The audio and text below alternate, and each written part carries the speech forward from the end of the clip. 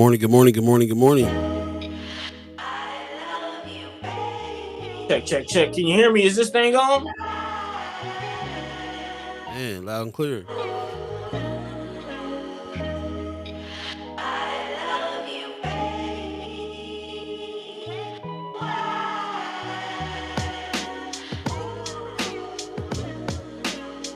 First Guy Omaha Radio, First Guy Omaha in the morning. In the morning.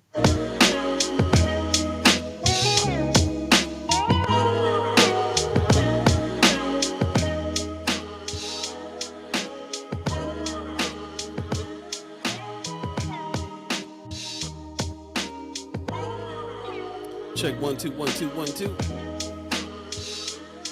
All right.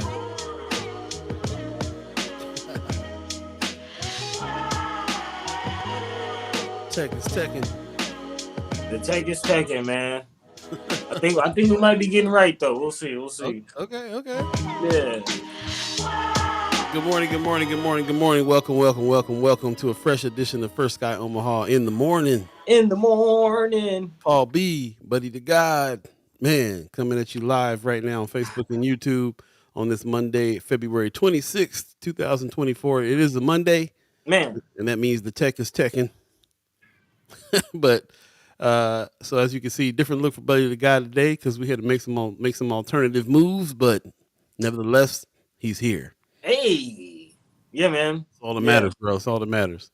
Yeah, man.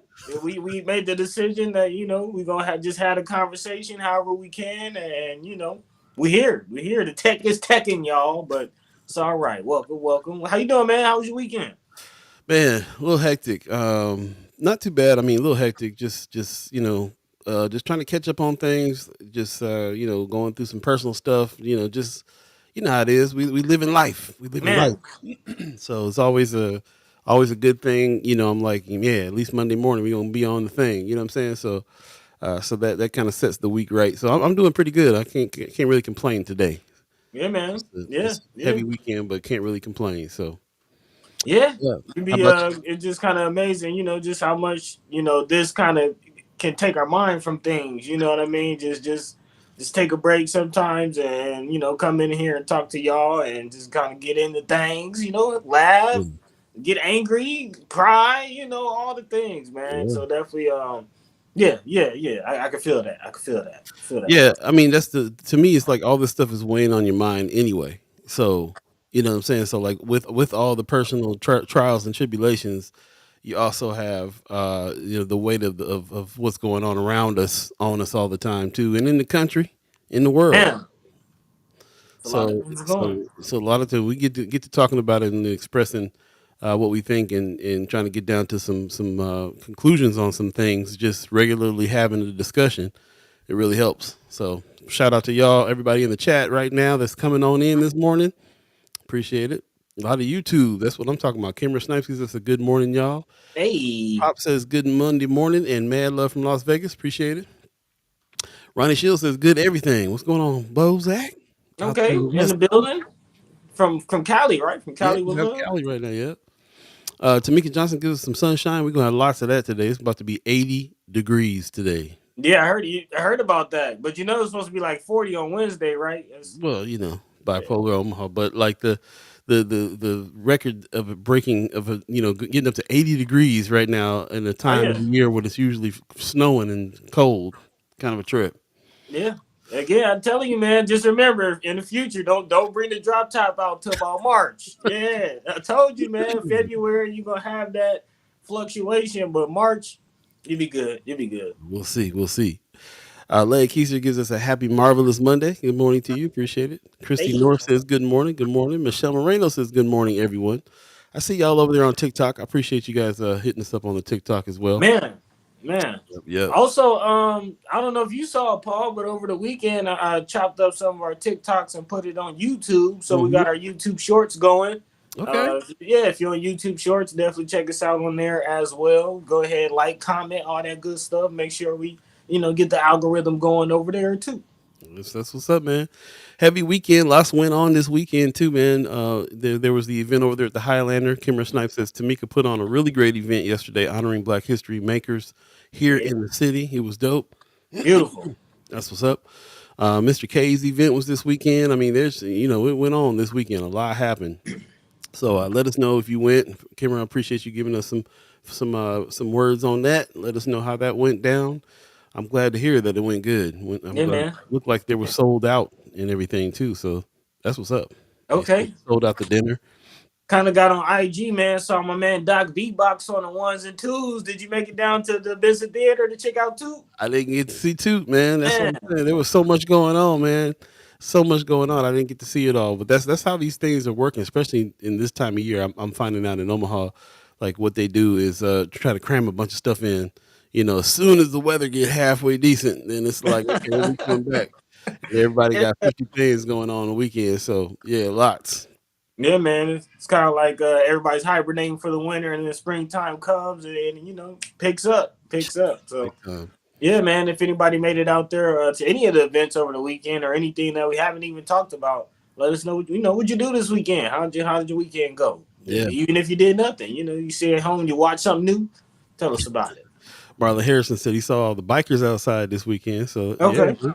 So I'm saying the weather got good. Everybody went for a ride. Yeah, man. Oh. Yep. So appreciate everybody that's getting up early with us this morning. We got a full show today. Lots of guests coming on today. Of course, we have Brother Senators Terrell McKinney and Justin Wayne coming through. Also, Brother Qasim, I think Brother Sherman Wells is coming through as well. So Hey. yeah, so full house today, and we got plenty to talk about. Bear with us. We have a little bit of tech difficulty going on, as you can see. Buddy's audio and visual and audio situation is a little different this morning. Man. Just trying to work through it. So yeah, bear with us. We on here for the conversation, and that's really what it's about. Man, So conversation rules the nation, man. Conversation rules the nation. So let your mind be free. Let your voice be heard. We appreciate you joining the conversation. As always, if there's something that we're not talking about, feel free to drop that in the chat. Let us know what's going on, man. Again, we definitely appreciate all of our chat chimers. People still behind the scenes sending us stuff in the wee hours of the night. It's all good, man. We appreciate it. We love it. Again, also, if you're not a part of the Friends of, there's been some new names, man. I've been seeing a couple new names here and there coming through. So again, if you're not a part of Friends of First Guy Omaha on Facebook, make sure you go ahead and do that. And join the conversation, man. Let's keep going. let's get this show on the road. Fresh edition, First Guy Omaha in the morning coming up. In the morning. Hey.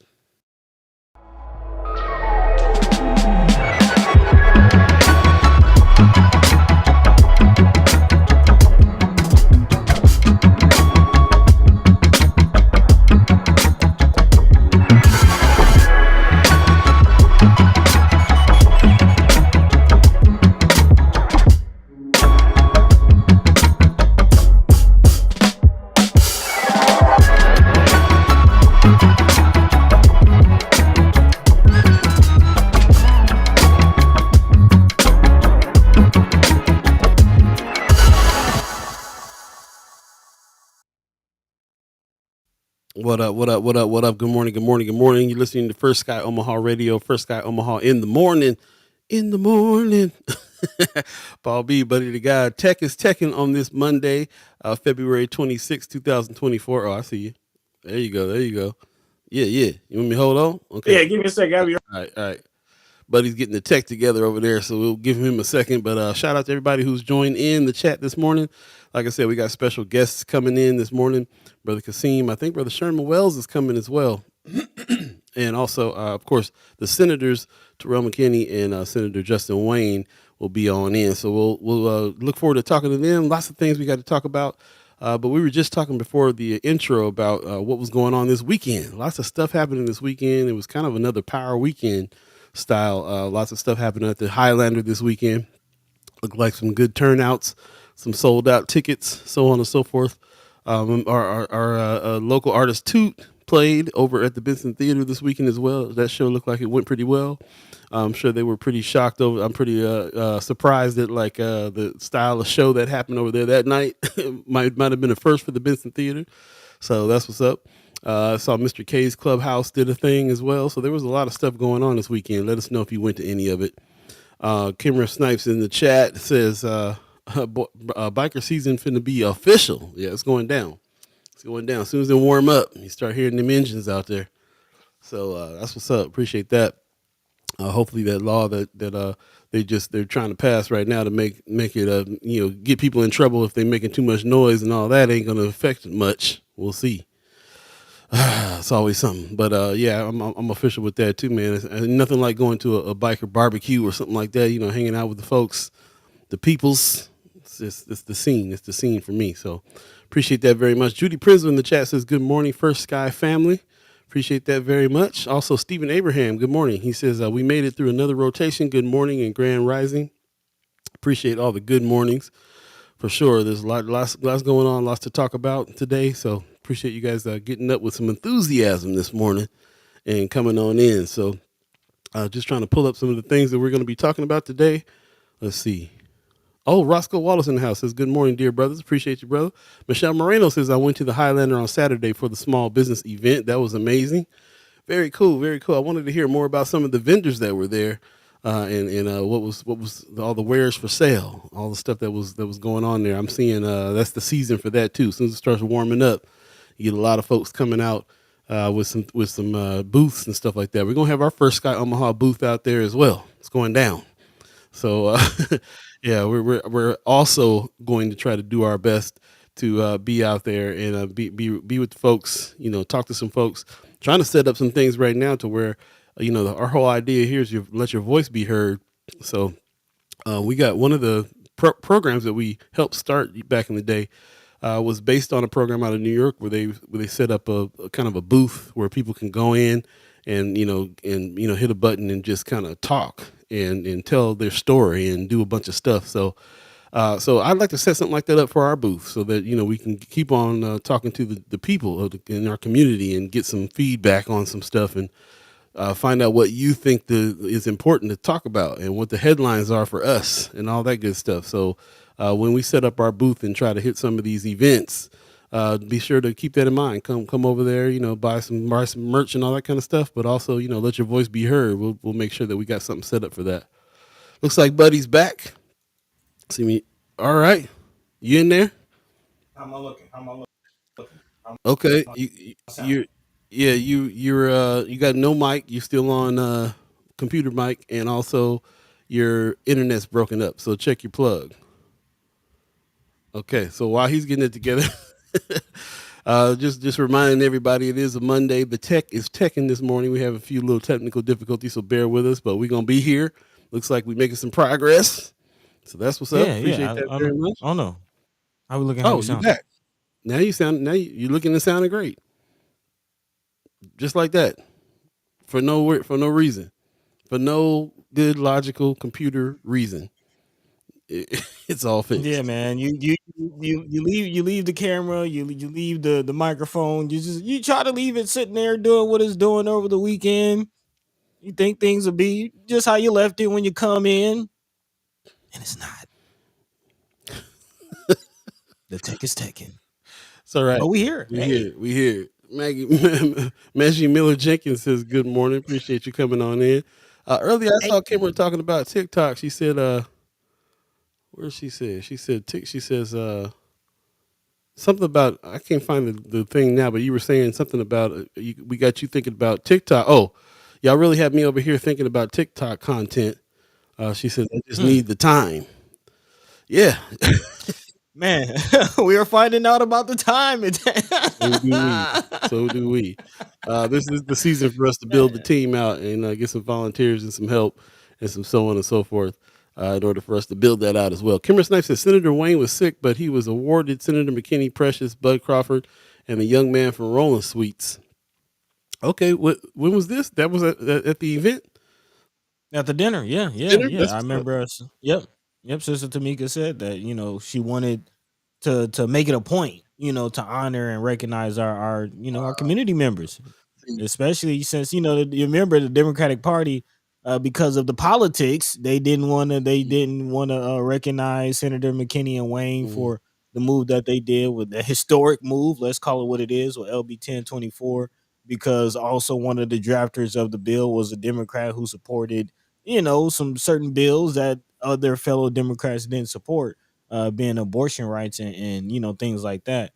So they just, and this is, if I remember correctly, what Precious said. So okay. again, regardless of how you feel about their decision, this is something that Sister Tamika wanted to make a point to do. So big shout out to her. Big shout out to the North Omaha Community Partnership. Love it. Yeah. Big shout out to Kimmer, who's letting us know we spooning right now again. So No. Okay. yeah, Okay. let's see what's going on here. Wait a minute. He's supposed to lean into that. To the hold on, just a minute. Let's try that right there. Is that working? You gonna get cuddled up.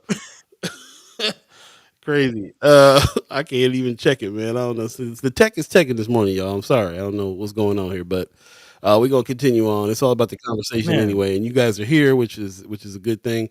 Jess Parker in the chat gives us a good morning. Okay. Hey, top of the morning. Facebook looks like Facebook and YouTube working. RG in the chat says morning, y'all. I was out the matrix for a minute, but I'm back in there like swimwear.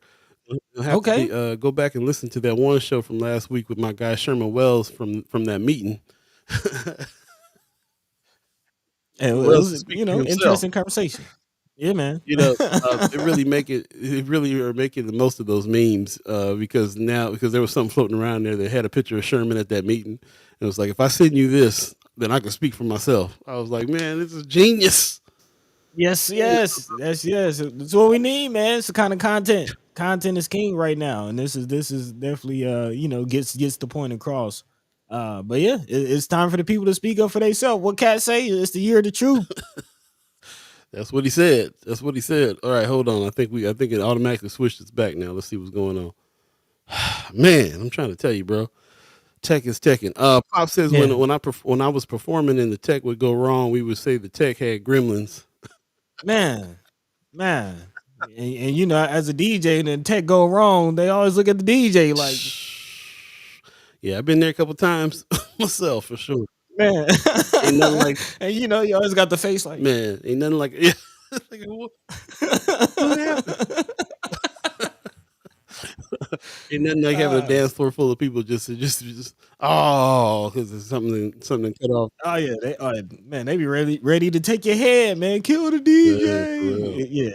Yeah, man. So appreciate y'all for your patience. Thank you for bearing with us here on this Tech Be Teching. Yes. And again, let's go through some of the things that we're talking about here because we definitely have some things to talk about in and around the guests. Some good stuff, some positive stuff. We were kind of dealing with the tech this morning, so we didn't get a chance to talk too much about it. But but while we're looking at it, I did see something that I thought was pretty dope in Omaha World Herald. They kind of gave it is Black History Month though, so I guess they had to find somebody black.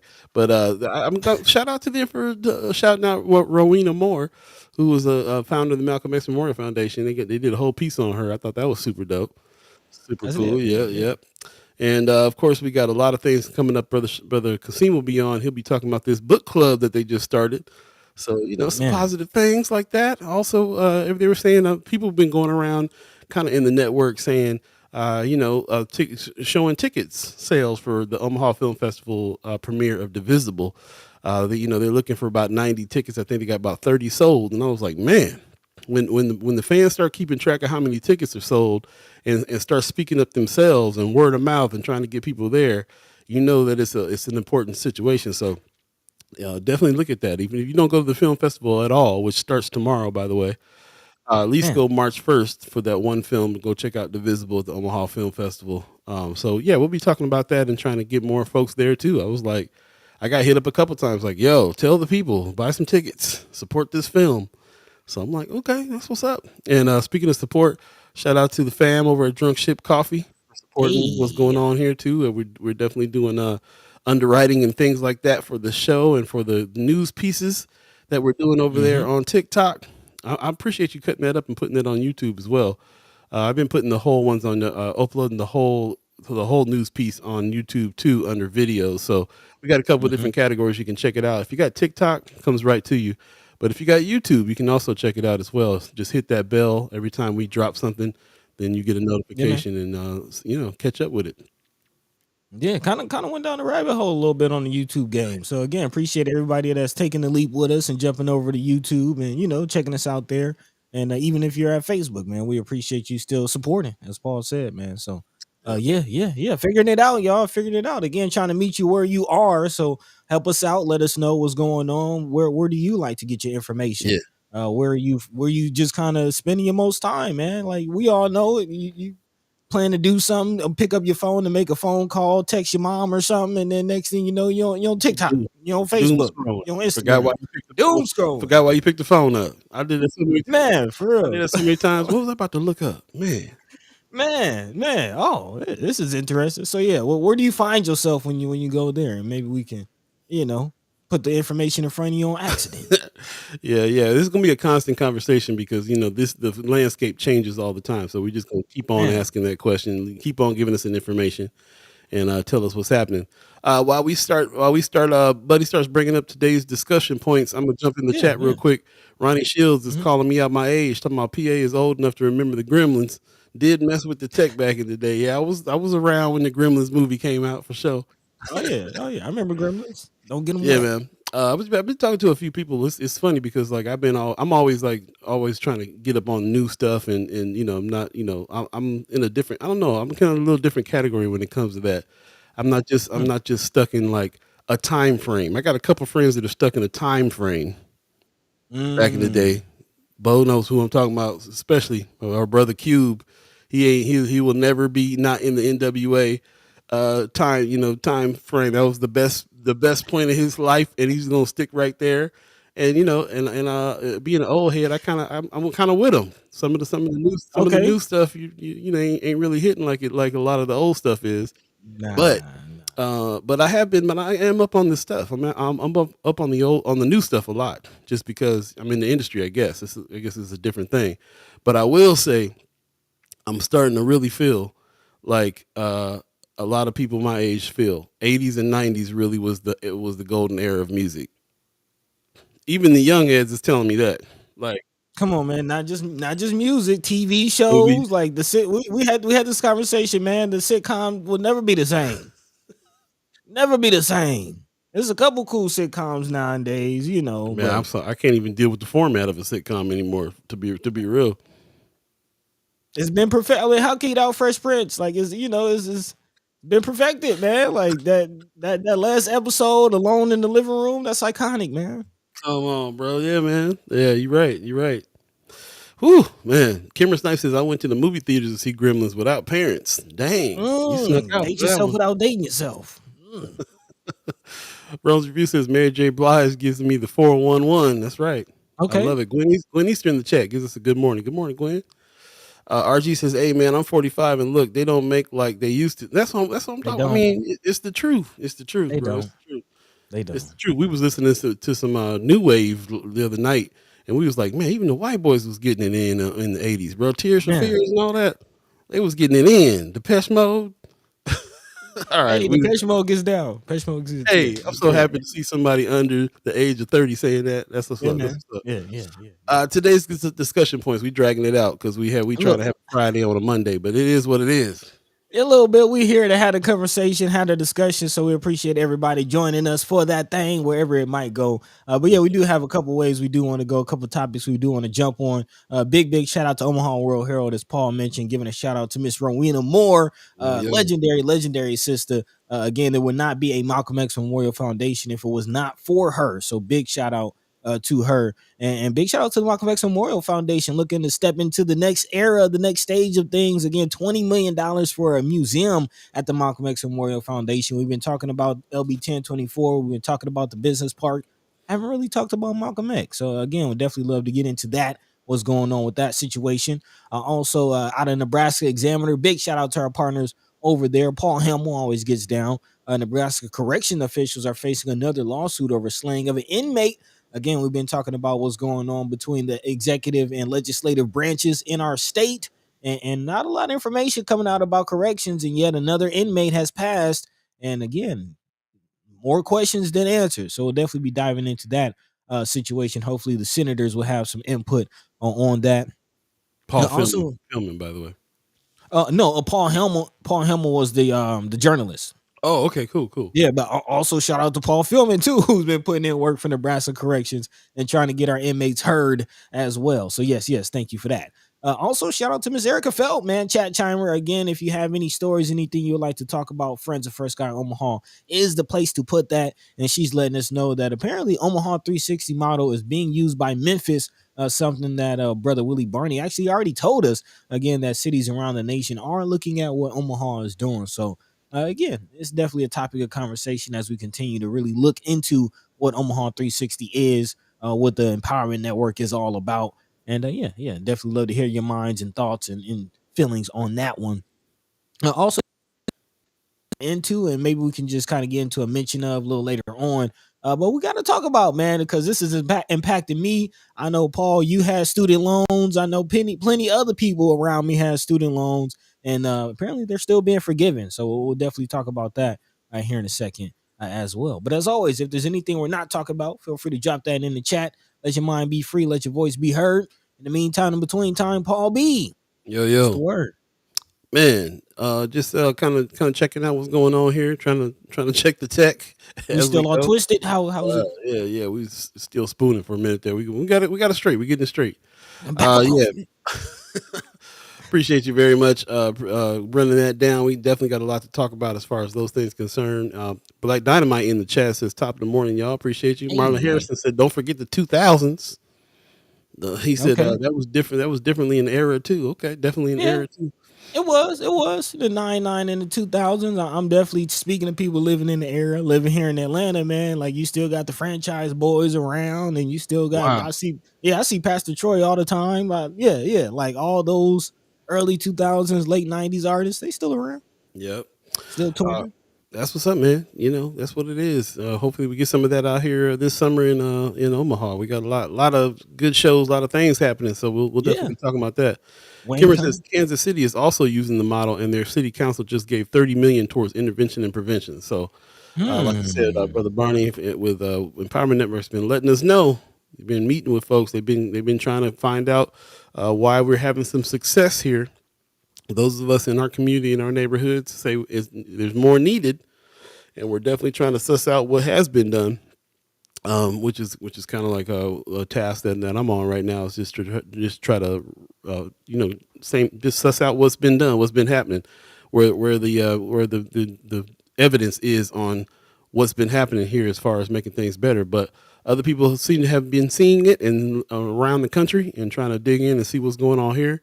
There's definitely places in the country that are way worse than what's going on with Omaha. So they're looking for any kind of solutions, anything that would help. I'm sure that they're looking. And if this was something that they can draw from, then great, as far as I'm concerned. There was also some discussions going on this weekend, too. Sherman Wells was on his podcast, and we definitely got to talk to him if he comes on today. I didn't get a confirmation from him. I was using somebody that was trying to help us book this time around, and so I didn't get a confirmation from him, but I did talk to Brother Qasim this morning. But hopefully Brother Sherman Wells got it as well, and he's coming on, because I definitely like to talk to him about his podcast and the stuff that he was talking about. Also, Brother Shabazz, I've been seeing Brother Shabazz spoke up on some things this weekend too. So we definitely got some things to talk about as far as that's concerned, and I highly suggest you go and check out whatever's going on Brother Shabazz's page, and also Sherman Wells Untamed. His podcast. Like I said, he's the dude right now. We're trying to copy his model. We're trying to get some TikTok action and everything else, because Brother Sherman Wells is killing the game, which I'm happy to see. Somebody who's got boots to the roots that's actually getting on, using media to really show what's going on. I mean, that's our world right there. So man, took the words right out of my mouth. Appreciate that. Before we get to it real quick, I just want to give a shout out to Ronnie Shields again. He said, shout out to Cubert. Keep your head up and shoulders back, brother. Yep. Same thing, man. Q used to be a real regular listener, man. I don't know if he's still listening, if he's still a ghost listener, but if you are, shout out to you, bro. When I get out to California, we'll definitely connect again too. Always want to give a shout out to our brothers out there. Okay. So yeah, for sure, man. It's like Highland Boys. That's all I'm gonna say. You know what I'm talking about. Kimber Snipes says, yeah, Inland Empire still representing, man. I don't care what's going on, where I'm at in the world. It's, your hometown's your hometown. You know what I'm saying? Oh yeah, seeing you're not on you, man. That's Atlanta. Still repping for the old, man. So you know how it goes. Right on. Also, RG says, Buddy sounds like that tech and teching again. Yeah, the tech has been teching again. We trying to get it together. I appreciate you guys holding fast for us. Maggie Miller Jenkins says Aaron Bushnell, an active Air Force member, self-emulated in protest against the genocide in Palestine. He's the second person in 6 months to do so for this cause. And there was a man in the DRC that also used self-immolation as a protest against the genocide of his people. I believe that's when you set yourself on fire. Is that right? I'm sorry to not be familiar with that term, but Yeah, I I think was that's what's been man, going on. Yeah. Yeah, martyrdom. crazy man. Pops in the chat says, "Hey, the '60s and the '70s is when it all kicked off. Motown, Stax, Tower and Power, Average White Band, Earth, Wind and Fire. That started it all and fueled what was to come." Yeah, I feel you, pops. Like I said, they don't do it like they used to. That's just all there is to that. Man. They do not do it like they used to. It is 7:30 right now, and before we jump into some things, we do have a special guest waiting in the wings, and I don't want him to wait too long. We got a lot of people coming on today, so we can go ahead and bring him. There he is, Sherman Wells, Grand Rising. I don't know if you got our message, man. You're welcome to come through. Check your email for the calendar invite if you want to come through and talk a little bit. I'm gonna bring Brother Qasim on right now. But yeah, appreciate everybody who's this is kind of a loose Monday. It is what it is. So, we got tech is teching a Hey, little bit. Got a lot of guests coming on, but we're gonna do what we do. So appreciate you guys. Stephen Abraham says, stay strong and focused because life's a journey. You ain't lying. hey, On that journey facts. of life, our brother Qasim in the chat. What's going on, my bro? What's up? What's up, fellas? What's going on? Good morning to you. Good morning to you. How you doing? Man, I'm Man, doing peace, good, peace, man. peace. Drinking my tea. How about you, brothers, man? Man, Yeah, can't complain, man. Getting ready for Ramadan coming up. You know how Yeah, it go. alhamdulillah. We ready. We ready too. Yes, sir. Yes, sir. Yes, sir. Inshallah. Inshallah. right on, bro. Well, it seems like that's all we doing these days is sipping that tea and looking around what's going on here. Lots of Yeah, stuff man. going on. First of all, shout out and congratulations for the book club. We saw the book club announcement. Yes, So sir. yeah, tell us a little bit about the book club, man. What's going on with it? Well, man, just looking at the reading averages and stuff like that in the state, especially in the ghetto. So for one is to enhance the reading literacy. And also to develop the focus and discipline of reading and education from our perspective. And one of the books, the first book that we started with, I was kind of back and forth, but I said, let's go on ahead because of the nature of the Urban Survival Club and what I'm already teaching them. So let's go on ahead and start with the Willie Lynch letter and let's start breaking this thing down metaphorically, discussing the condition of the children and or not the children, but our people in general and what have taken place in America. Some of the parents are also a part of that book club. Nice. That I've created a Beautiful. parent board in general for the Urban Survival Club, which I'll be announcing soon. Mm. Yeah, so Mm. so really, man, is to strengthen and enhance, man. And I gave the children are the ones who named the book club. That's how far we've come in our development and in their knowledge. And it was like, man, let's call it El Hajj El Malik Shabazz. All right. All I right. wanted to go. I wanted to go with Garvey, and it was like, boom, let's run it like this. And Mm-hmm. so man, that big ups to them, to the children. Beautiful. What age group? Man, my youngest right now is 7. My oldest is Mm. 16. So from the age of 7 to 16 is what I have right now. Beautiful. Okay. Man, I love the fact Beautiful. that you Beautiful. are. So I'm sure.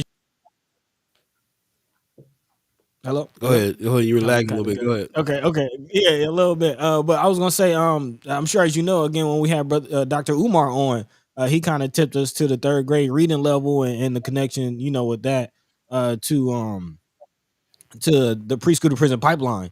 So again, big shout out to you for having as young as 7. I'm glad to hear that age range because 7 that's about third grade. And again, if you don't remember, Dr. Umar let us know like if your child is struggling to read by the third grade, then statistics show that they are more likely to be on the path to prison than college. So big shout out, not just again with the survival club, but getting to the mind as well. I'm kind of curious, what has been the response to the material, to the literature of y'all? What are the children saying as they're reading this stuff? man, it's heavy because see the thing is what people don't realize is I started with the parents. See this football league. I met all of these parents through the football league years ago, Mm. and they've been with me since their children were 4 and 5. Most of them are 12 and 13 now. So we've had that established relationship. They show up to the Dr. Umar. They show up to the Black Power conferences. They show up to the things that Sherman. So these parents are parents that we've been working on so because they're receptive, the children are receptive. Mm-hmm. You see what I'm saying? So the relationship is so divine, man. There's no words for it. The children are receiving it. I'm just fortunate and blessed to be surrounded around children that are as receptive as they are. Our children are receptive in general. Mm-hmm. You know, just that the wrong thing is being pushed down their throats, man. So the receptiveness, man. Like I said, they named the book club. Man, yeah, that's They powerful. named the book club, but that came from conversations. We have gang education classes. A lot of the stuff we do behind the scenes, man, we don't even talk about. Summertime is coming, or springtime, and we get ready to turn all the way up. There's another big blessing that just transpired. I'm not going to say too much yet, man. Y'all know how I do, but I will tell Sister Camera that we on our way. We on our way south. You know what I mean? So we can go on ahead and tie this thing on up. So yeah, no, the receptiveness is great. Man, what I really love about this situation is we always talk about this all the time. You know, when you we use that analogy of the pond and how you got a bunch of fish in the pond, the fish are sick, and you know, a lot of these nonprofit organizations sometimes are just focused on fixing one fish at a time, when really we need to fix the pond so that all the fish are healthy. And to me, fixing the pond means to involve the families. It ain't just kids that need support; it's families that need support. So the fact that you have involved the parents on all the clubs and all the book clubs and all the football and everything that you do is a holistic approach for me. It's this you getting in, digging in, and helping the family, because it's not just the kid that needs the support, but you need to sometimes give the family tools to support the kid. So shout out to you guys for coming up with that piece and really being involved. That's really being involved in the community in a big way, man. So appreciate it. Thank you. Love that. Just jumping in the chat real quick. I saw Sherman Wells say, he saw, they talking to each other. That's what's up. I just sent you the link again, brother Wells. So see if you can see if you can grab that. Ron's review says kids see parents on their phones, hide your phone in a book and act like you're reading so the kids kids see you reading. Hey, whatever it takes. No, that's a good point. It's a good point. Whatever it takes. Yeah, man. Well, that's what's up. So, did I miss it? Did you talk about the first book you guys is going in on yet? Willie Lynch. Yep, that's right. You said Willie Lynch, because I feel like that's where we've been at in our development. You know, yeah. In regards to how I teach and where I teach, you know, the perspective in which I teach these children. Yeah. Because we're headed into something much larger that I'm not going to speak on prematurely. Okay. But this thing is getting ready to blow up, man. And like I told you brothers before, man, whether we want to take it literal or metaphoric, the creation story, when we talk about God biblically or Quranically, it took to God a period of time himself for manifestation. So this thing is going to take a lot of patience, persistence, consistency. And then again, you know, whether you want to take it literal or metaphoric, we're biblically, when he destroyed everything because he was saddened at what he had put in place. You see what I'm saying? So then we're going to have to tear down and rebuild on a regular basis.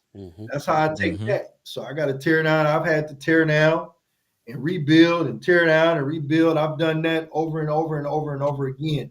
Cannot get that done with shields on my eyes. Like I said the other day with the veil pulled over. I'm so free. Man, I'm so free thinking and free right now, man. I'm in a beautiful place, alhamdulillah, because of the process that I've taken in regard to not begging for the crumbs or putting myself in rooms and environments in which and where are not of me. I'm not going to force myself to be something that I'm not. I'm going to be exactly who I am. And that's how, and the brothers around me, Sherman, Robert Penn, Wesley Williams, James Henley, Christopher McMurray, Big Mike, which is Sister Celeste's son. I got a group of men around me, man, that keep me lifted up from a warrior's perspective. And that's how these things are getting done, man. You know, it's like Coach Roger and them say, you know, ain't no magic, it's hard work. Right. Yeah. Yeah. Right. Yep. Yeah. Black Dynamite said he loved. I love. My man. I like the way you just said. He just said that. That's what's up. Yeah. Yeah. Makes sense, man. Makes sense. It's a personal journey. Definitely personal journey, and then trying to align yourself with like-minded individuals. So that's, I appreciate your approach always, man. When you say Oh yeah. you a free thinker, and your mind is free. You know what I'm saying? Like that's a vibe. That's something I can feel. That's something that I align with as well. Because even at the times when I need to try to shake myself up and get my mind back free again, I'm always either free or trying to get back free. And I know what that means to me, and I can feel what it means to other folks when I think it was Nina Simone. It was like freedom is not, first of all, not being scared, Oh yeah. not having fear. That's That's what it right. is, man. That's right. So Yeah, fear is a prison.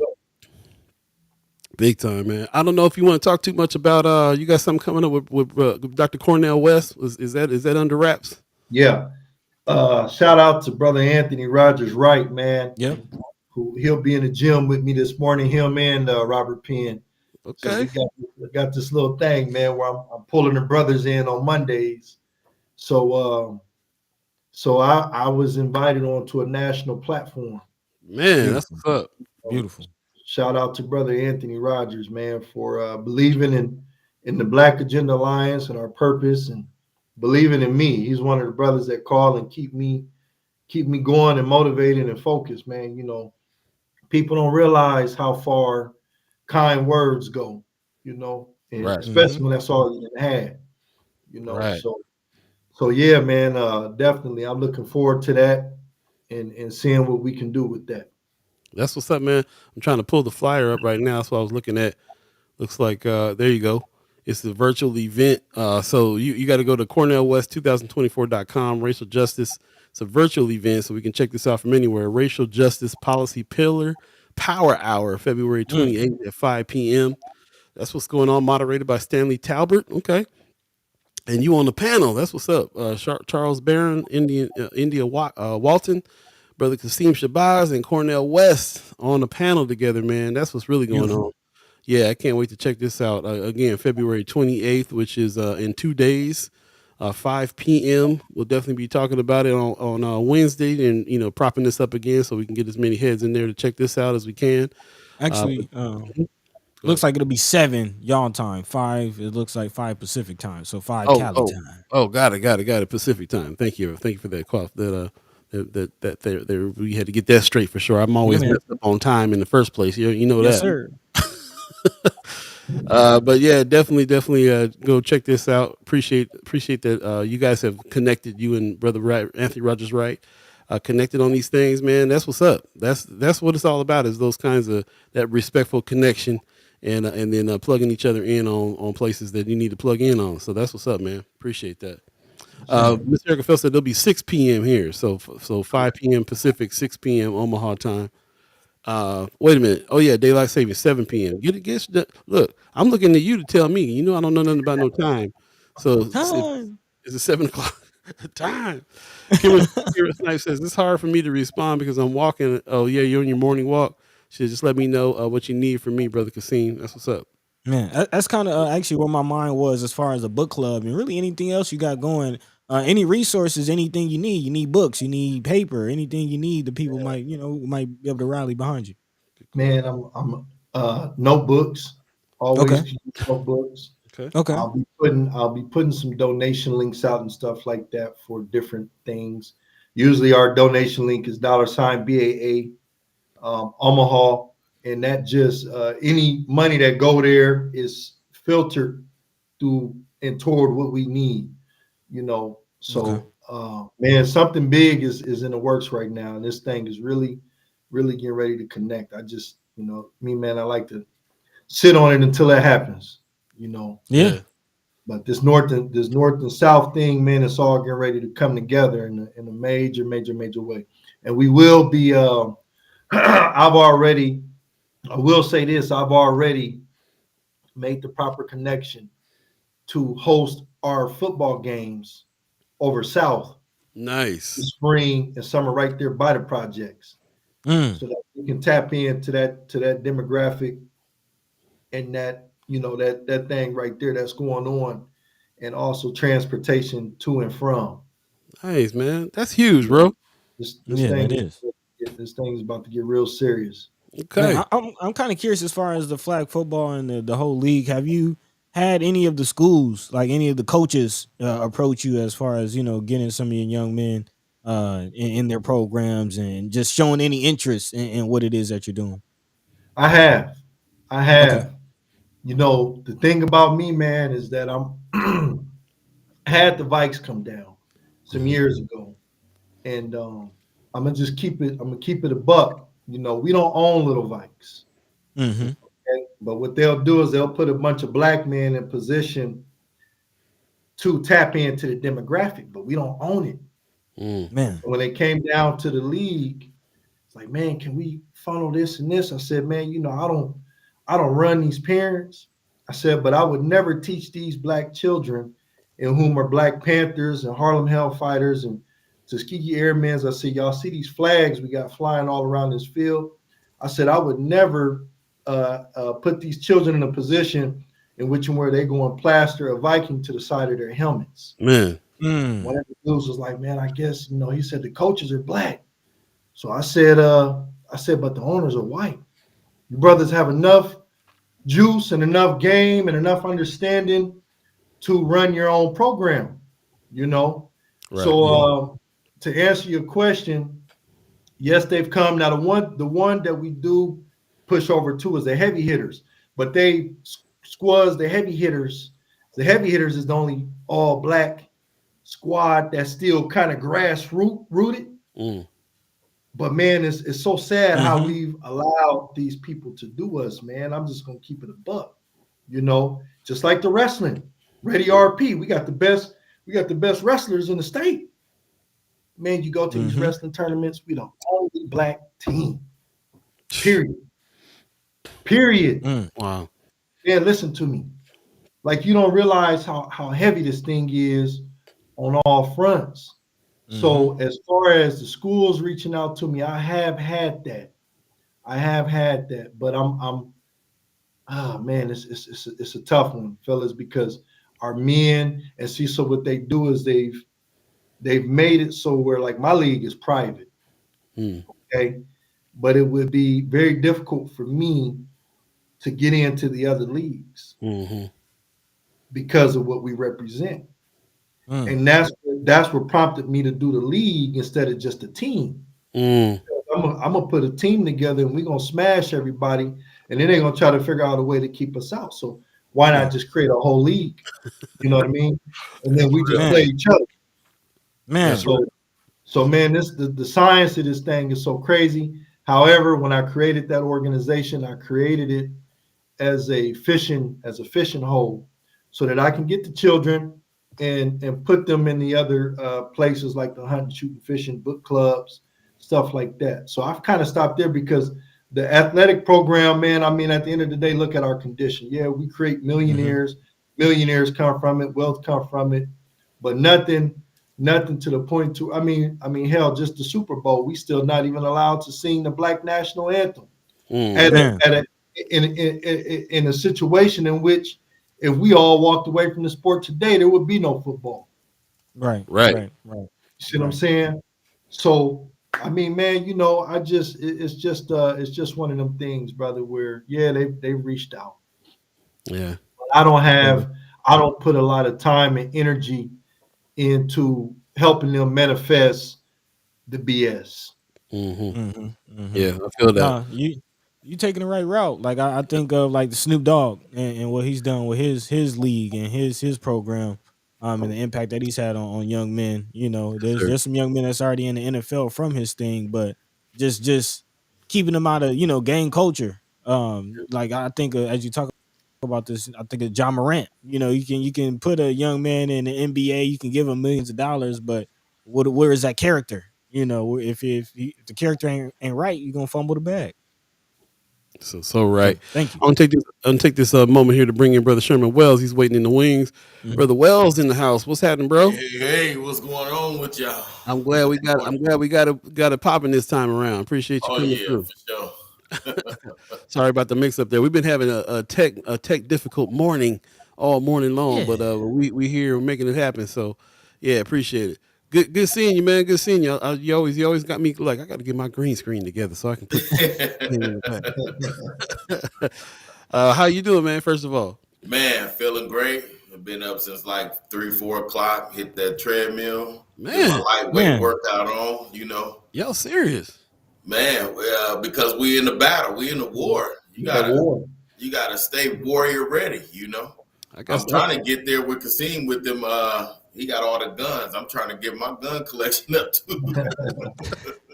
Man, I got to get on y'all's level 4 o'clock in the morning. I'm still eating that last snack before I'm ready. man, I was definitely on the donut about 3 or 4 o'clock this morning. For some reason, I can't sleep through the night. I wake up at 3-4 and then I'm up, so I don't disturb my wife. I just come down to my basement and get on my treadmill, put on my headphones. I might listen to some Malcolm while I'm walking on there and keep it going, you know. Man, I'm at Alberato's at 3 in the morning. Like, okay, I got to get this right. Let me get a number 9. No, actually, y'all been inspiring me to do better, man. To be honest with you, man, I've been in there trying to get it in too, man. I definitely will get caught up doing the thing and then forget that your physical health is really what's going to even sustain your mental health and fortitude as well. So.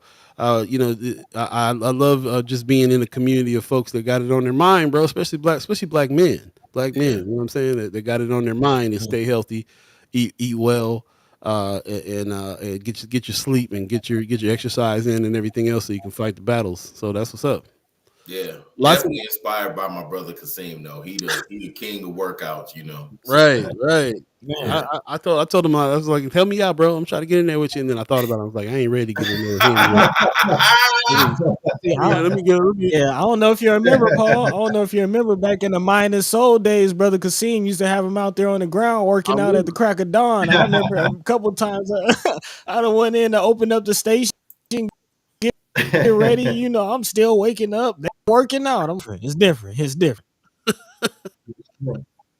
Yeah, but like I said, you need that push, that you need to see some other folks doing it so you can be motivated and get busy with it.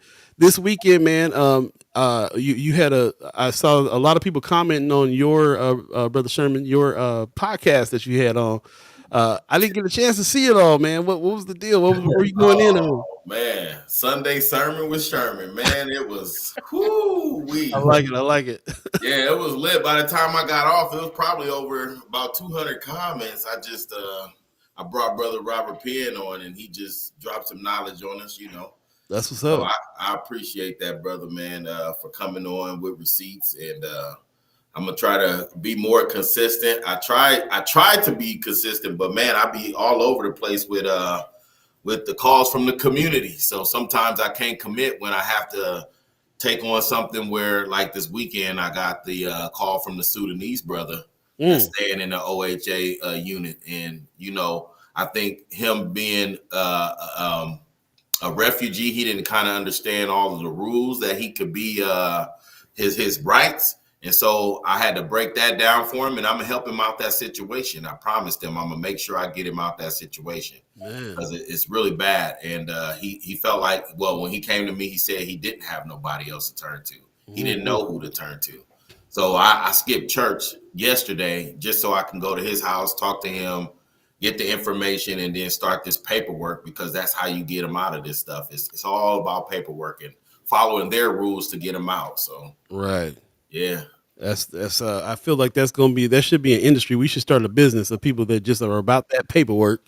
Yeah. In order to do something, because I get caught up in my own paperwork. Like, I got to hire somebody for this. It's ridiculous. Yeah. You through so many hoops. But shout out to you for doing that, man, for making that happen for that brother and working on that. That's definitely a thing. You know, like I said, we were talking about, you are boots to the roots out here doing the work, but also using media to kind of spread the message on that as well. Yeah. in a big way. So that's what it's all about, And man. you know why? Because we've already been trained to watch or follow. So it's just basically using the weapons that's used against us for the brainwash. We just jump in and turn in the information and help our people. Like I said, Untamed is mentally erasing deception. So mental, you have to get in the minds of the people. And what better way through media? We consume the most TV when you talk about Black people. So we make all the movies go, box office hits. So if we can create the media, and they'll tune in if it's something that piques their interest. And but we're not interested in really waking up the sheep. We activating the lions. So if they didn't get it or they don't understand it, maybe one day they might. It'll be up for them to catch it later. But right now we activating the lions, brother. Yeah. Look. Maggie Miller Jenkins says, "Can Brother Wells drop some of the receipts from his live last night? It was so informative. Chad Chimers on that tip, man. Man, they was in there deep last night, boy. It was almost like a movie, but yeah, I had my popcorn and everything. So, oh man. Well, give us some highlights, man. For those of us didn't see it yet. Man, it was really just the breakdown of the billionaires is what we called it, and it was just following the money, seeing the trail and how it went, and then basically giving the community an understanding of why Brother Qasim is so necessary, because you have to learn how to be self-sufficient, and that's why I roll with him, because he has that understanding, and we don't have to go around begging for stuff all the time. And so last night was just an understanding of that, pointing out where we're headed and what's been happening. And we have to end it. We have to stop it. We have to, and only way to do that is being aware, because if we keep living in this la-la land and thinking everything is sweet, it ain't gonna never change. She said the lions are awake, hear us roar. Yeah. I'm sorry. I know I ain't supposed to read the chats. My bad. When I'm going to call you back too. I seen you call me the other day. I missed that call. Sorry. I'm going to get back to you. Right. It's all good, man. It's all good. I appreciate Ron's review talking about that ordinance. With the new gathering ordinance coming into effect, it would serve the owners of establishments to hire a security company to be as a go-between if cops are called. Yeah, that's a good point. This Mayor Sanchez always coming up with the good ideas. That might help. I don't know if you heard about that, Brother Qasim, this ordinance that they are passing right now, that they can call the police on you if you got anything going, if you're too loud on your property, anything going on, they trying to get you. So, and this is kind of leaning, this is kind of directed towards like some of the motorcycle clubs. It sounds like to me. Yeah. Somebody was mad about a strip club that was about to happen in Ralston or something like that. So they really kind of going in on this new thing where if you make any noise or if you got anything going on, they can call the police on you and fine you big time for doing things on your own property. So I definitely like the idea. Hit up Brother Qasim and get you some security for your establishment. And that way you can got a little buffer between y'all and the police if that ever goes down. That might help. So. Shout out on that idea. Anthony Rogers right in the chest has exposed what we've known about the nonprofits and their role in maintaining the white supremacy. Dropping one of the big words in comedy.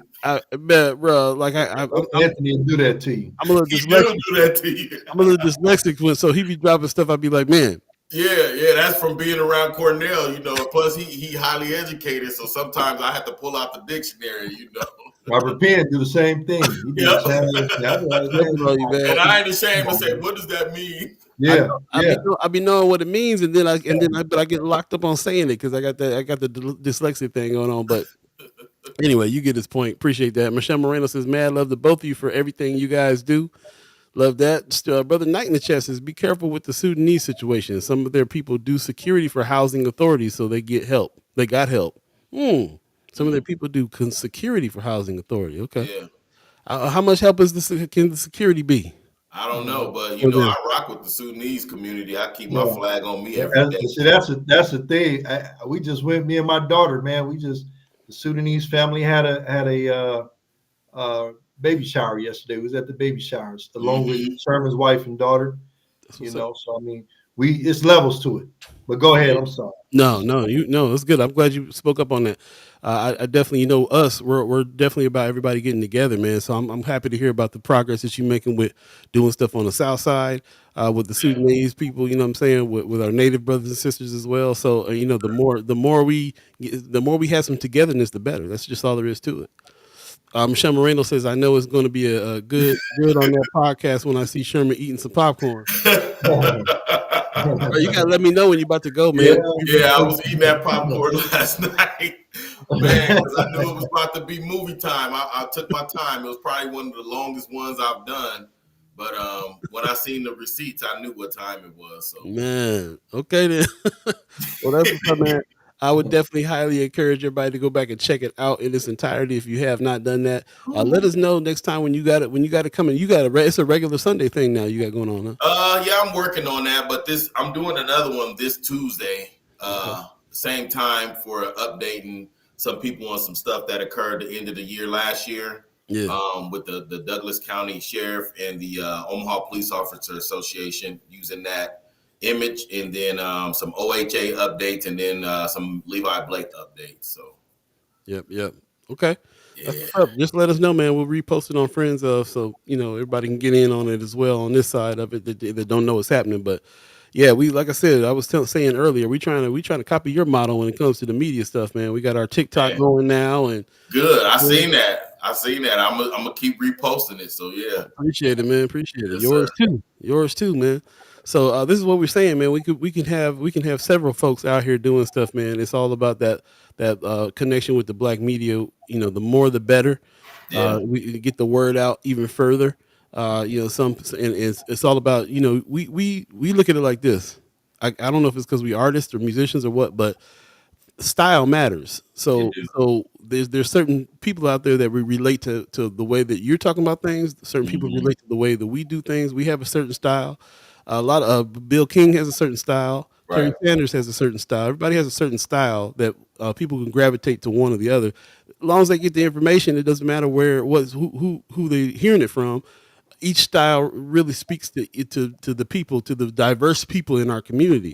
Right. We got, they say black folks are not a monolith. We got all kinds of different black people in our community and different styles and so on. I like to expand that even further.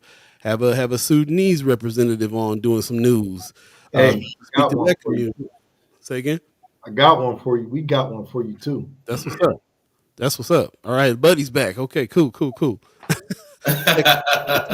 in the day. Welcome back.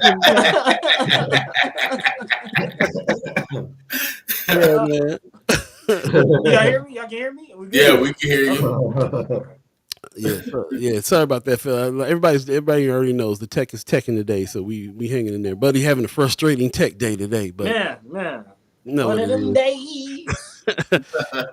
Well, brothers, we appreciate you coming on. We do have the senators coming on next, so we just wanted to make sure that you guys came on. Give us some last words, some final words here before we let you get out of here today. Okay. Well, we definitely gonna be today. We're gonna go live with Paul at Underwood. Nice. Me and Qasim gonna go down there and check him out, make sure he's still good down there. He's surviving. Okay.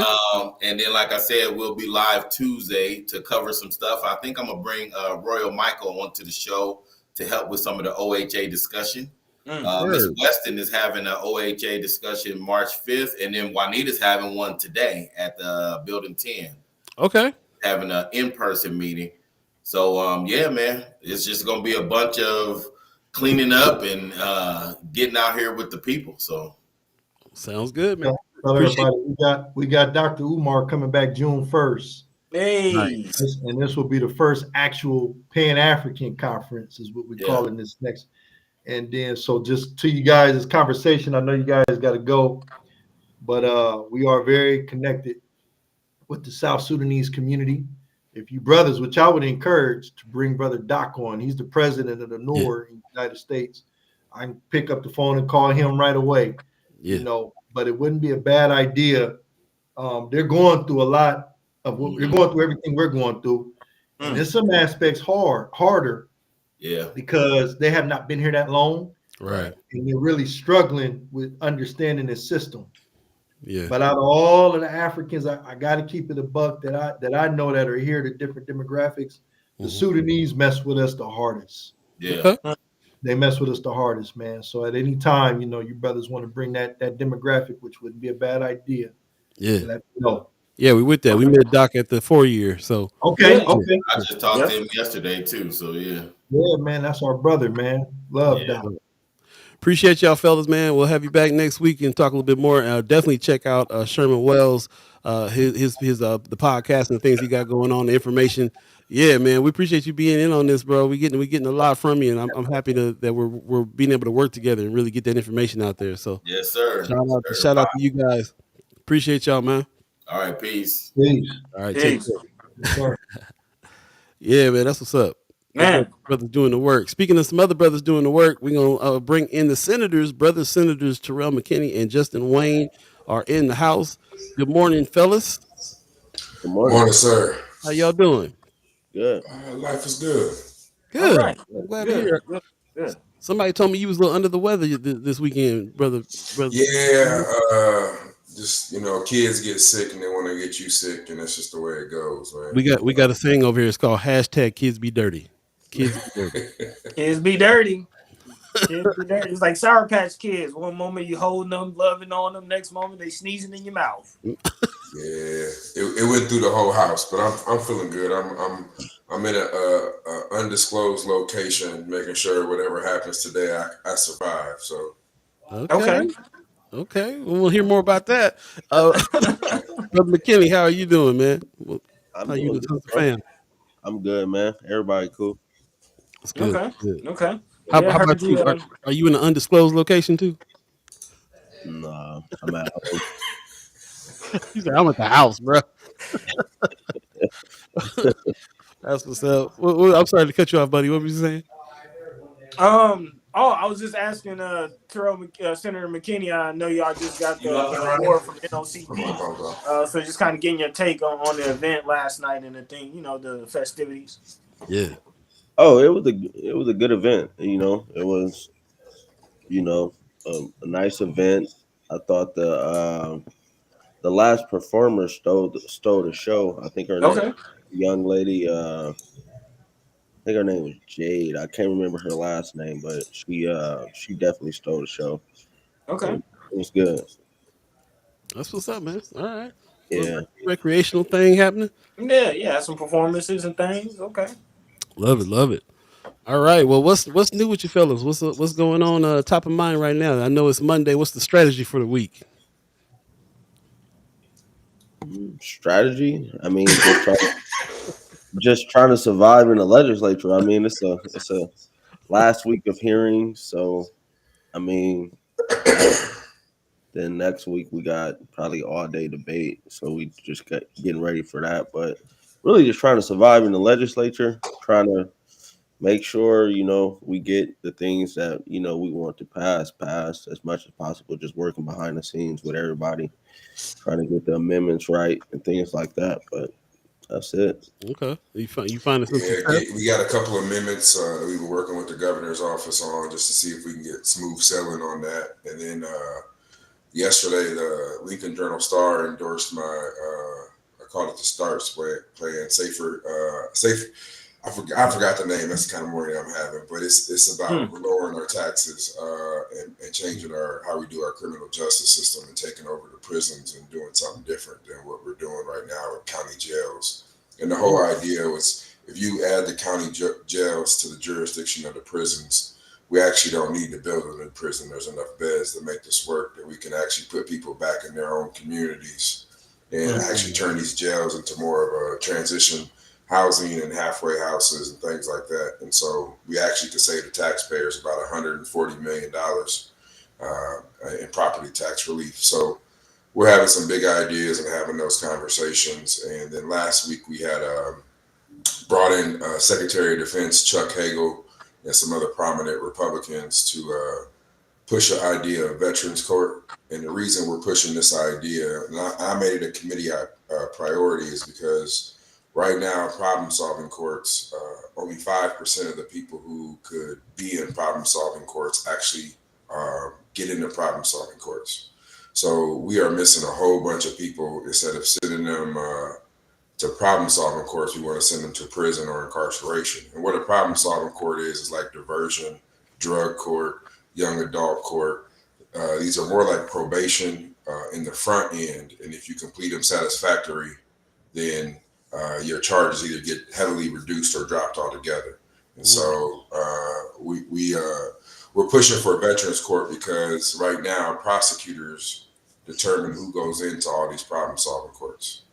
So in Douglas County, if it's a gun, if it's somehow connected to a gun, you can't get in, even though the gun just might have been in the car and may not even been yours. You still can't get into some of these problem solving courts. So we're saying for veterans, prosecutors, you no longer have a say. This is going to go straight to the judge, and the judge gets to decide whether or not they go into problem solving court. So it's a big step. The county attorneys are against it, but for us, there's too many veterans in Western Nebraska that don't even have the opportunity to get into these courts because they don't exist. And so this allows a judge to basically create his own problem solving court or her own problem solving court. And for me, and I think Senator McKinney would agree, once we start showing that judges can make these sound decisions, then we can open the same thing up to drug court and the rest of these courts and say, no, prosecutors, you're no longer the gatekeeper. We're going to give it to the judge and let the judge look at all the evidence and make the best decision. And this is working well in Minnesota, Ohio, Florida, and even Texas, places that we consider conservative. They recognize that being tough on crime doesn't work anymore. We got to be smart on crime because just locking people up for too long and sending them back to the community doesn't quite work out the way they should. Which, yes, they seeing the truth. Right. No, they see it affecting themselves. Mm. And so once it affects themselves, then then it's an issue. And I recognize that. But yeah, they see it affecting themselves. Yeah, I see you successfully. That seems to be something that I noticed over time. The way that you guys strategize with these things, you got to look for something that is beneficial for them. It's always either saving money prospect or it's this is going to affect you personally prospect. That's all. I see that being a thing that you definitely you never approach anything without those things, without those pieces of ammo there on making something happen. And maybe that's why you get some success when it comes to some people backing. How's the conversations with the governor going on? All that stuff there's some amicable. It's interesting. Last night, Senator McKinney and I were talking. It's a lot easier if other people introduce our ideas. They're like, "Oh, that's a great idea." And then when Senator McKinney says it, they're like, he up to something. We better not. So, just getting over that hurdle. That's all. Yeah. Maybe that's another tactic. Let somebody else think it's their idea and let them go. Yeah.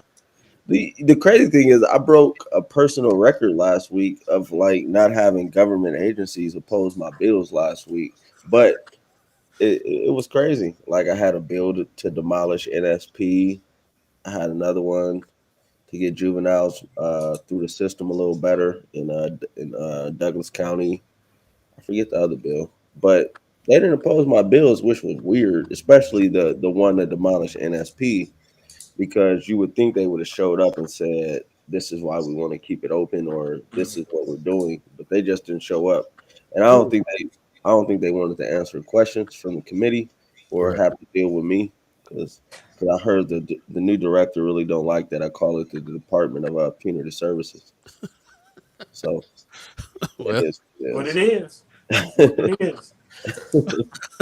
Yeah, when I first heard you say that on the floor, man, I was cracking. I was sitting here and cracking up. Somebody was sitting next to me. Was like, "What? What? You can't believe what he just called." Yeah, it was great. Glenisha said, "What is NSP?" You talking about the Nebraska State Penitentiary? Yeah. So they just didn't come in to oppose it. Is that what you think is happening? They didn't even send a letter, which is so technically speaking, there is no opposition to demolish Nebraska State Penitentiary. Wow. There is no opposition. I'm just gonna be honest here. Nobody showed up in opposition or wrote a letter. So, I mean, we should demolish it, but it is. We'll see. See if it sneaks through. I was going to ask you about Flood's initiative to try to bring more police from out of state over. Have you heard anything about that? Do you know? Did you? No, I heard about the press conference, but I don't know what they're exactly trying to do. Honestly, Okay, so he hasn't approached you guys at all about Backing the about blue. yeah. What is it about? Nebraska backs the blue. This is from Representative Congressman Mike Flood. Apparently, he's trying to recruit out of state officers, and the whole campaign is pushing. The article stated the campaign is pushing the state support for law enforcement. They're trying to push this whole free schooling for law enforcement officials and their families. Um, Basically, it sounds like they're trying to make Nebraska a cop haven. Big perks for moving into town and going through the program. So financial help, all kinds of stuff. Yeah, of course. Actually, when I read the article, I thought about some of the things that you were saying, Senator Wayne, as far as what rural Nebraska might be looking like, as far as their police forces or the lack thereof. I know some areas across the state is just struggling all the way across with their civic engagement. I think just saw a report on Valley; they don't have anybody running for city council. So that's what I thought of. But we all know, it's going to have a different impact on the urban areas, if you will, as far as these police. And also made me think of Senator McKinney, your Brady Giglia bill. Is that something that's still on your radar? Like this, it's something we definitely gonna need if they recruit out of state officers. yeah, I mean it's on my radar, but I mean it's a Terrell McKinney bill, so getting it on is just an issue in itself because I don't know. I think they have like this spreadsheet literally of like all the bills in judiciary, and all my bills got a red line through them. What? Seriously, They redlining you in the legislature. Now explain who they are though. Explain who they are though. they are some people on the committee or So the Republicans. committee gets together before we go to exec, and they pull out this spreadsheet, and all the Republicans are on the same page. And so it's crazy because before I became judiciary chair, the Republicans never cared about judiciary. So we always had, and this is the crazy part, we always had 7 to 8 Democrats on the judiciary chair for the last, 30 years. And the fact that we've never got, reforms done was always amazing because our committee wouldn't even put out some, what would be deemed progressive reforms, even though we had a majority Dem committee. It wasn't until I became chair that they stacked it 4-4, Republican versus Democrat, to try to lock it up. It was like, he might actually get some stuff out of committee that could do some damage on the floor. So we're going to lock up the committee 4-4. So I always got to work with the other side just to get something out of my committee. And I'm one of the few committees that had this issue. So like Senator McKinney's committee on urban affairs, it's the other way. It's 5-3, where he can always get some stuff out anytime you are 4-3. You got 7, right? I think. So he can always get some stuff out just by the nature of what it is. That's interesting. What are the priority bills for your committees? We're doing community LB 348, which is community transitional living. We're going to add some more transitional living. We're going to put $1 million behind the study to figure out how many we could put in Nebraska and start opening up to more transitional living facilities and provide grants for nonprofits to do transition living. And then my other one is this Veterans Court.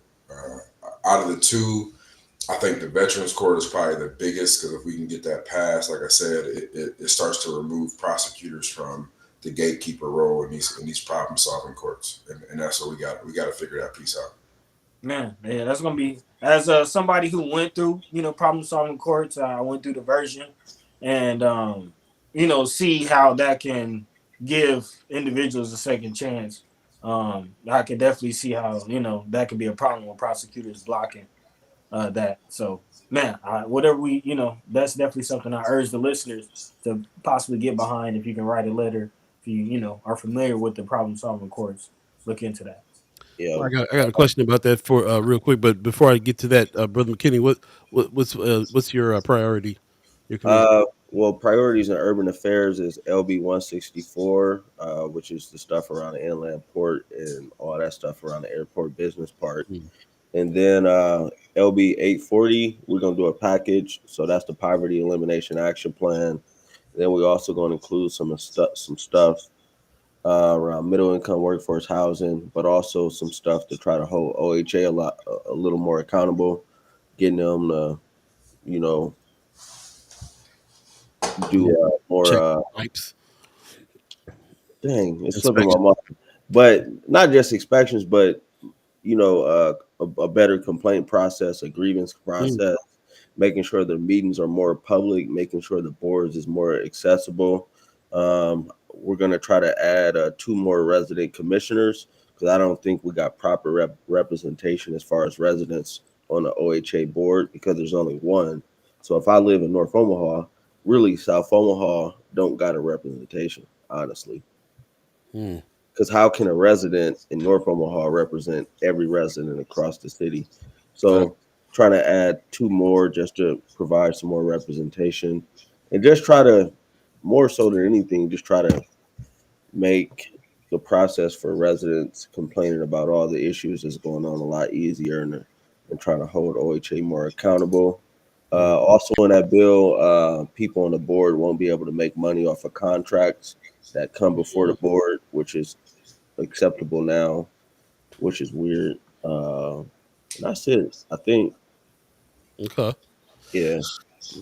And you said there was a week. There's a week left in the session. No, last week of hearings. Oh, hearings. Okay, got it. Yeah, Got it.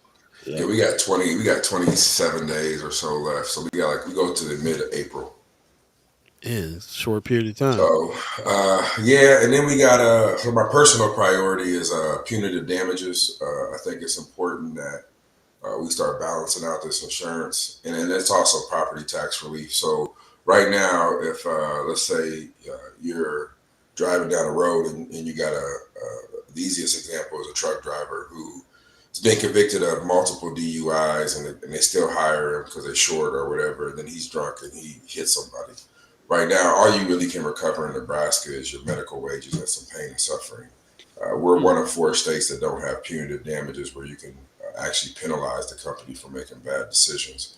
And part of the reason why I'm pushing for that is I'm just trying to provide some more tools in the toolbox for those who are injured to have some kind of balance in their life when they get punitive damages. So we're just trying to level the playing field with the insurance companies. And so that's one of my personal priority. My other priority, I got a speaker priority, which is around the iHub stuff that Senator Mckinney is working on, and making sure that we open those up to Western Nebraska, and we also provide some more guidance around what an iHub in Omaha looks like.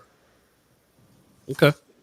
Sounds good. Now we kind of got a record now of some of the things you guys are doing, and of course we want to always encourage everybody to support what you guys are doing. And again, support looks like coming up and testifying, also sending letters, and just kind of reaching out. And even if you're in a different district, reach out to your legislator and urge them to back what they got, what the brothers are doing. So I had a quick question for you, Brother Wayne, on the. Never mind. Slipped my mind. Forgot what I was going to ask you. Happens like that sometimes. Yeah, it's a Monday. Yeah, I'll come back to it. Okay. I did have a question as far as the Inland Port Authority. Just trying to stay on top of where that is. Last time I think you mentioned trying to figure out what's going on with the board. Is there any movement with that, or are those conversations still ongoing? The city of Omaha right now, I think, is doing their application on the inland port, and that's kind of where that is. They haven't really established board members or anything like that. For us, we have 164 is more about right now. We legally, it's hard for us to get rid of OEDC because they were awarded a contract, but because they haven't signed a contract, we are putting some more community requirements of them having to go out in the community and get community feedback. That's part of 164, and that's kind of been the negotiation thing with the governor's office, is just trying to figure that piece out. Y'all had any conversations with OEDC? Not personally. I mean, we saw him at Juanita's thing, and that was it. But I don't think they like anything I said or anything I've said thus far.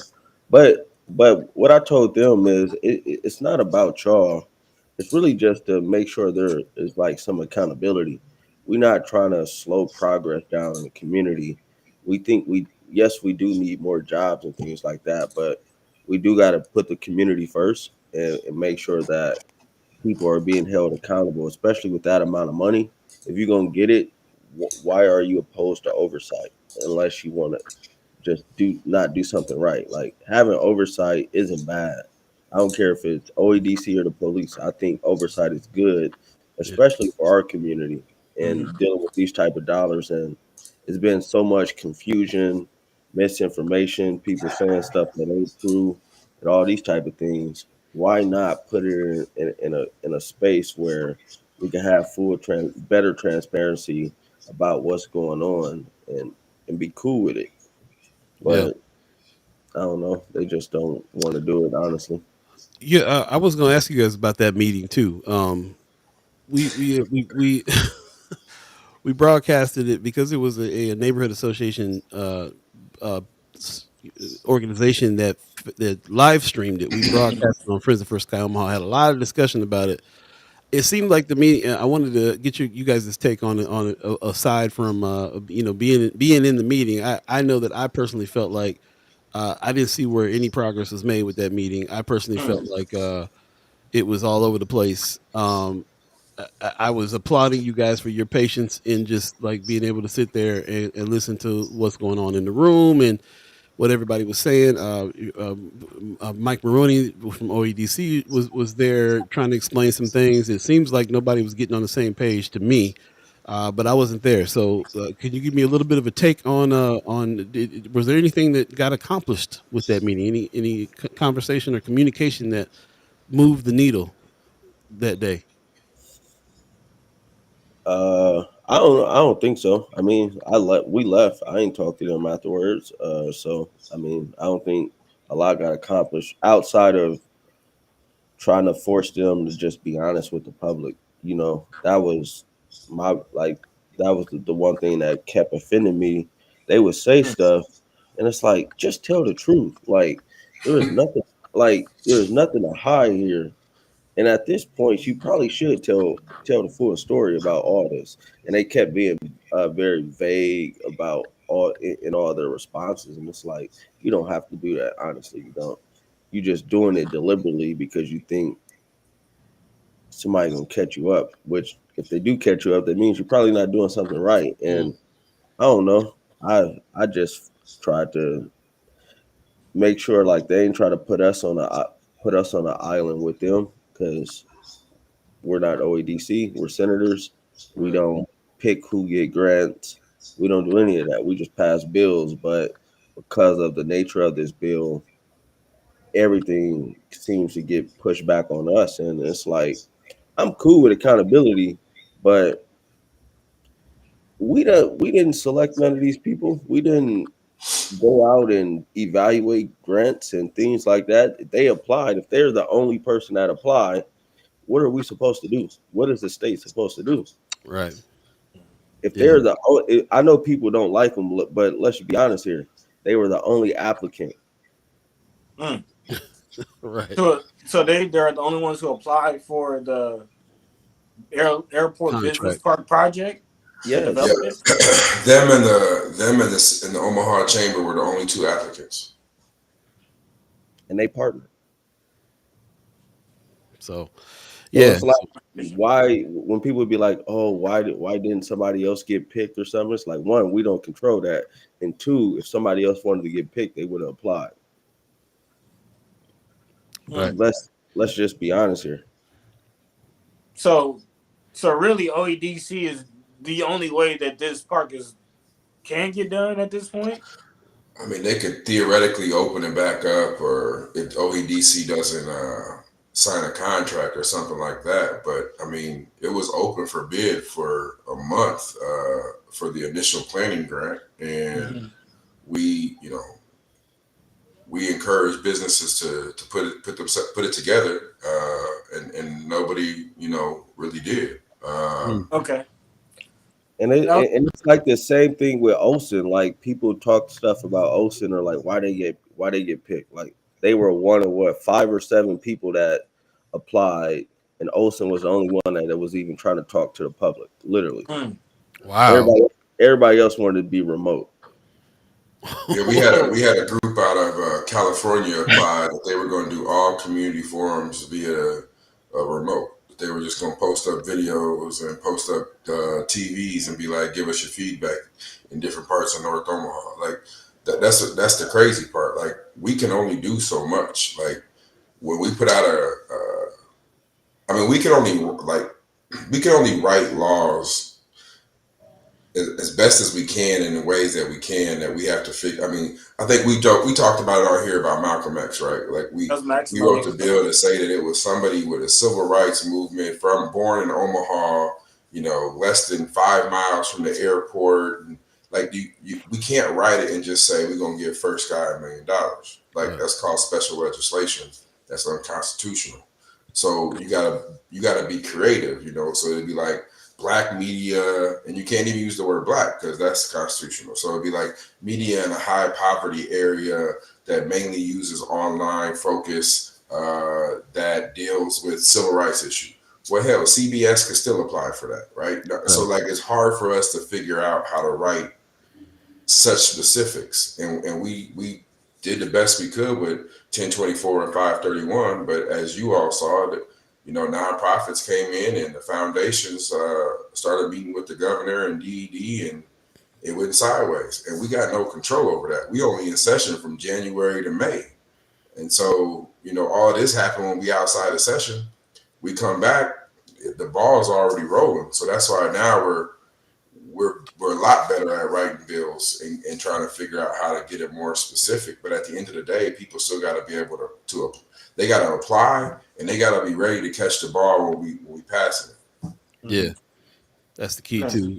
How many development companies do we have in North Omaha that's even big enough to do the airport park? That's my question. Yeah.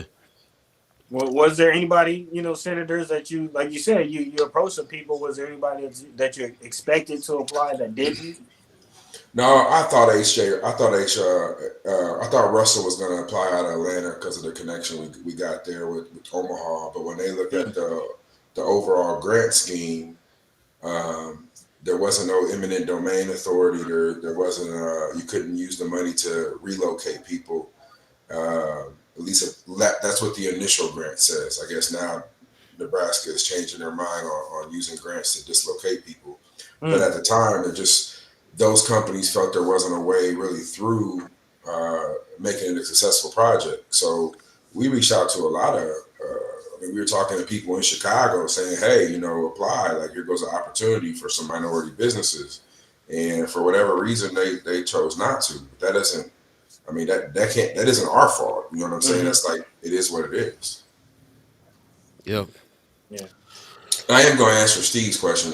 There's only one time in my entire career with Senator McKinney that I if you want to consider a hushing, and that was when we was on the floor, and he did the same thing to me because we had to make sure we didn't get out of our pocket and lose the money coming to North Omaha. And that was the one time I walked over to him and said, "Hey man, turn off your mic.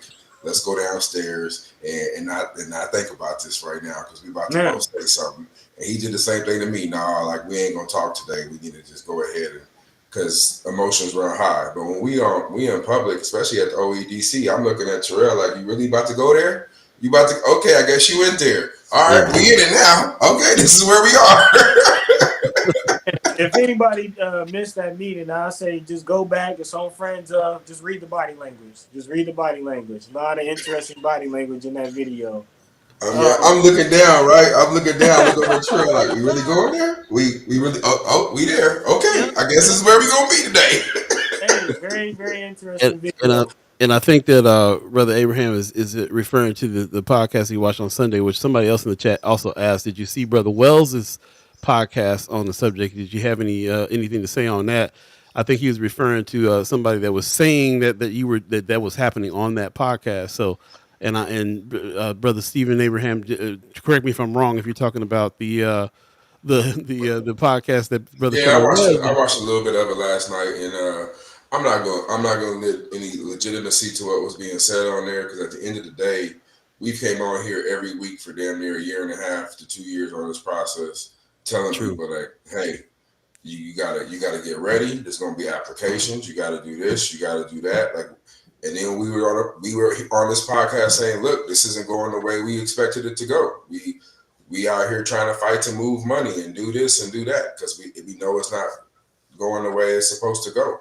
But those were the only time that I ever was like, Mckinney, I don't want you speaking. And he looked at me and he thought, well, you right, because we about to blow some stuff up. I'm about to blow some stuff up. And there's been times he walks back to my desk and was like, man, what you about to do for lunch? I'm like, you know what? You right, bro. Let's go. That's just the way you got to have each other's backs in this.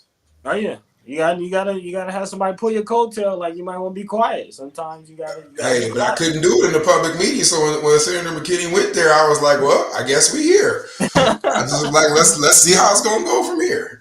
Hey, we were all there for the moment, man. But I did want to pivot before we get too deep into this and respect your time. I did want to get a little more information on what's going on with the Malcolm X. You kind of mentioned we talked a lot about the airport business park. We talked a lot about LB1024, but one thing that did come out of this again is Malcolm X getting a designation to be a museum. What are the kind of the stipulations around that grant? What is the process? Where do you know any information on what's going on with that? I mean, no. I mean, we passed a law to get them 20 million and they got it. I mean, as far as like the stipulations in the grant, I don't know, and we don't know because we're not a part of those conversations. And I think that's what gets missed is that we just passed the law. We're not DED. We don't work with DED on like you should do this or you should do that. Like that's not in our job description. What did the bill say? From my perspective, I'm actually nervous, right? Because I can't never take off my attorney hat, right? Like I'm always like, what does the contract say? How y'all gonna get through the contract? And for me, the biggest thing, if they listen, you know, there again, though, if they contact me and I start helping them, I'm gonna have people on live talking about I'm somehow getting paid or doing something on the side. But at the end of the day, like my biggest thing is they have to make sure they do a bid process. Like that's the biggest thing is like, whoever their design team is in construction, and before they do construction, like be completely transparent about it and just be like, we're gonna put a bid out, see who bid, and do an RFQ, like make it available to the public because that's what we get caught up at a lot of times. And then from there, you know, just make sure you got the accounting to show where the money's going. But I think they'll be fine. I think they got a good team around them, but I ain't read the contract, so I don't know what's expected of them. So that the contract isn't based on the bill that was written to get the funding. The DED said all that. Is that what I'm hearing? So this is what I mean by the laws being written. So we said we're gonna give $20 million, up to $20 million for a museum. But how that gets constructed and all the nuances in there, that's the discretion of DED and the negotiation between DED and Malcolm X. And I haven't been contacted in my professional capacity or as a senator about anything regarding that. We just hear through the grapevine kind of the contract might say this or the contract might say that. But I have never had a personal conversation with them, except for last week. I had a conversation with them about Malcolm X holiday because they were up there lobbying for Malcolm X becoming a holiday. But on a particular project, I have not had any conversations. I think a lot of people. Now, I understand that's unusual, and I'm going to say this: that's unusual because in Western Nebraska, senators are engaged through the whole process and are advocates for, in this case, Malcolm X. So in Western Nebraska, when they're doing shovel ready and they're doing all of this stuff, they usually ask for letters of support. They usually keep the senators in the loop. But we got this weird thing in Omaha where we don't, and it's not just North Omaha, we just don't do that here like that. Like, so whether it's in Senator Linehan's district or Senator McDonald's district, we don't have that kind of open communication like they do out there. And that's because everybody fears of a conflict or being accused or something. Yep, we've witnessed that over this past year and a half. I definitely see where you're coming from there. Also, I think also just to mention too, I think you guys are going. You guys have been both going above and beyond as far as trying to help and make sure that things get steered in the way as best you can with the situation that you're in. Being keeping eyes on what's going on with it. Like, okay, this doesn't seem like it's panning out the way it needs to. So I think that we keep on saying it. You guys have done your job already. This is above and beyond. You guys are trying to make sure that things go and use whatever influence you can to make that happen. So that's sometimes if people don't have that information, if they haven't been watching the show and hearing you guys talk and figuring out what's happening, maybe they think you guys got more control over the stuff than you do and all that. So I think that just steady No, on. no, but I think the problem is people that have heard all these conversations and heard us say all this and still, I don't know if they just willfully just go with the flow of the conversation, but they don't speak up and say no, that's wrong. And, Hmm. and I think that's the problem. I'm not saying like we are always right or we shouldn't be held accountable, but I just feel like it's a lot of stuff that's said that is all that be wrong that people don't correct and they know it's not right. And Yeah. and that's it's like, come on, like you can't win from losing at this point. So it don't matter if you do a thousand things right or it's just like whatever is translated is going to be the truth to some people. So it is what it is. Yeah. That meeting that happened, Miss Juanita Johnson's meeting that happened last Monday felt to me like I don't see how y'all do this. Like I wouldn't. Hold on, it gets worse. It get worse. So I'm just gonna put it out there. I didn't even. I wasn't even contacted about the meeting till the day of the meeting. Mm. I'm on a flyer. I'm on a flyer, and I don't even know about the meeting. Mm-hmm. Yeah. If you remember that Monday, we was all confused. That morning, we was Yeah. a bunch of confusion on the show. Right. See, now if I didn't show up, it would be Justin didn't want to come and answer questions, and that would be the narrative. So I end up, rearranging my whole schedule I coach my daughter on Mondays. I'm she missing practice. I'm missing practice. Like I come there and I'm like, all right, what we expecting? I ain't getting no questions ahead of time. But literally, I didn't know about it till the day of. Yeah. And I feel that there were people, especially people that were living around that area, that were scared about eminent domain. All these things they're hearing about this airport park. They're hearing that they might lose their homes. They're concerned. They're putting pressure on people to have meetings and speak up. But it just seemed to me like it was such a situation where we needed to have some better communication, another a meeting at a different time. Answer. I don't know what needed to happen, but that just seemed like just this reactionary. Everybody get in the room and just start shouting their concerns and then it just seemed to me so unproductive. It was, and for me, but this Senator McKinney said it in the meeting in a nicer way than probably what I'm going to say. He basically said that. Sorry, I'm at my new office and they're bringing stuff in front of moves. But what Senator McKinney said hit the nail on the head. Like all of these questions should be answered for $400,000.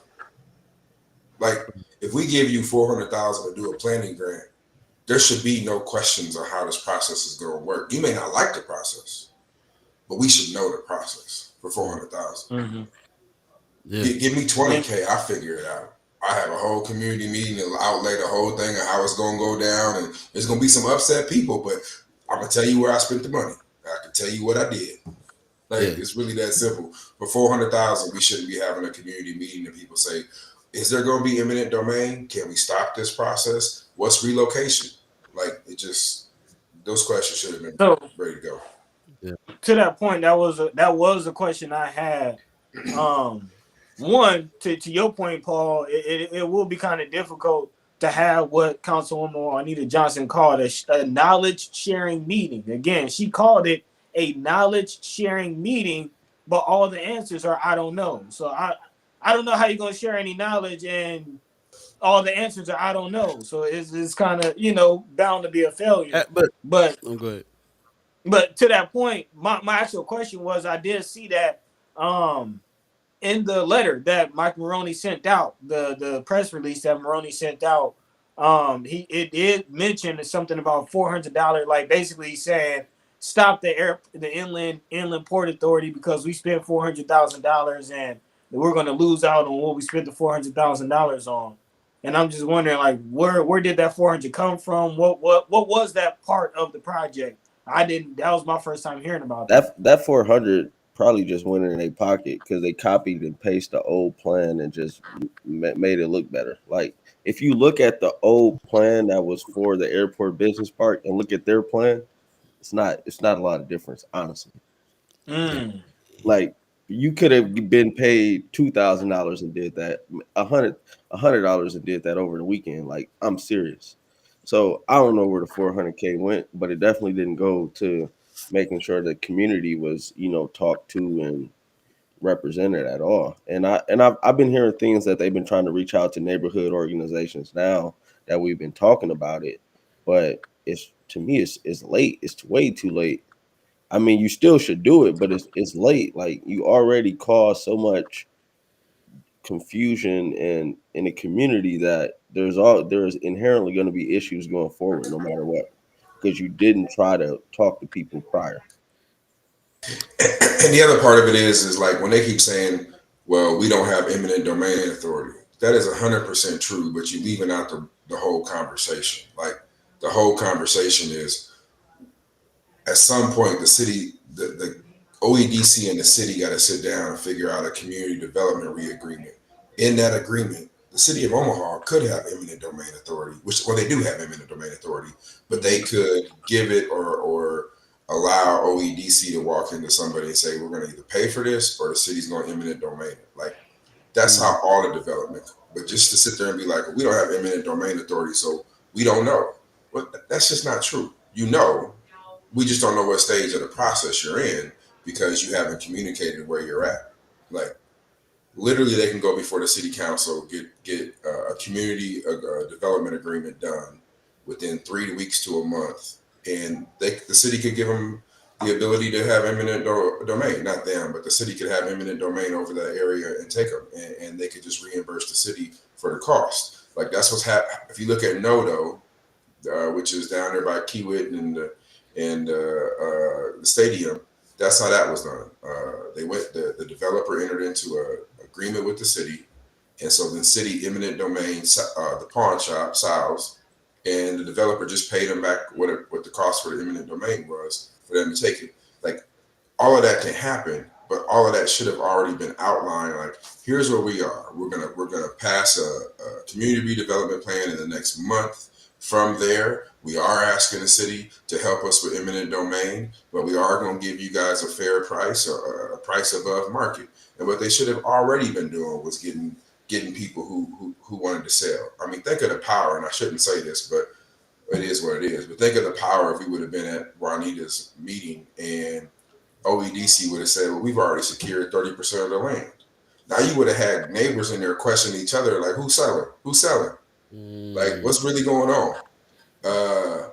Then that's a different, that would have diffused that whole meeting. Because right now, all those people are saying they standing strong together. But I guarantee you there are people who want to sell. Like, it's just the nature. If I can upgrade and make some money, I'm going to sell. I'm going to sell. Like, so it's just having that honest conversation. And that's where that meeting, I felt like, went off the tracks because we just weren't being honest about it and how we got here. And at one point, they basically said that they didn't want to talk to the community. Now, mind you, when they went through this whole stakeholder engagement, Senator McKinney and I weren't included in that. And we were the vision of what we wanted to do down there. Like, we didn't know what was going on from June until November when I asked for the development plan that was submitted to DED.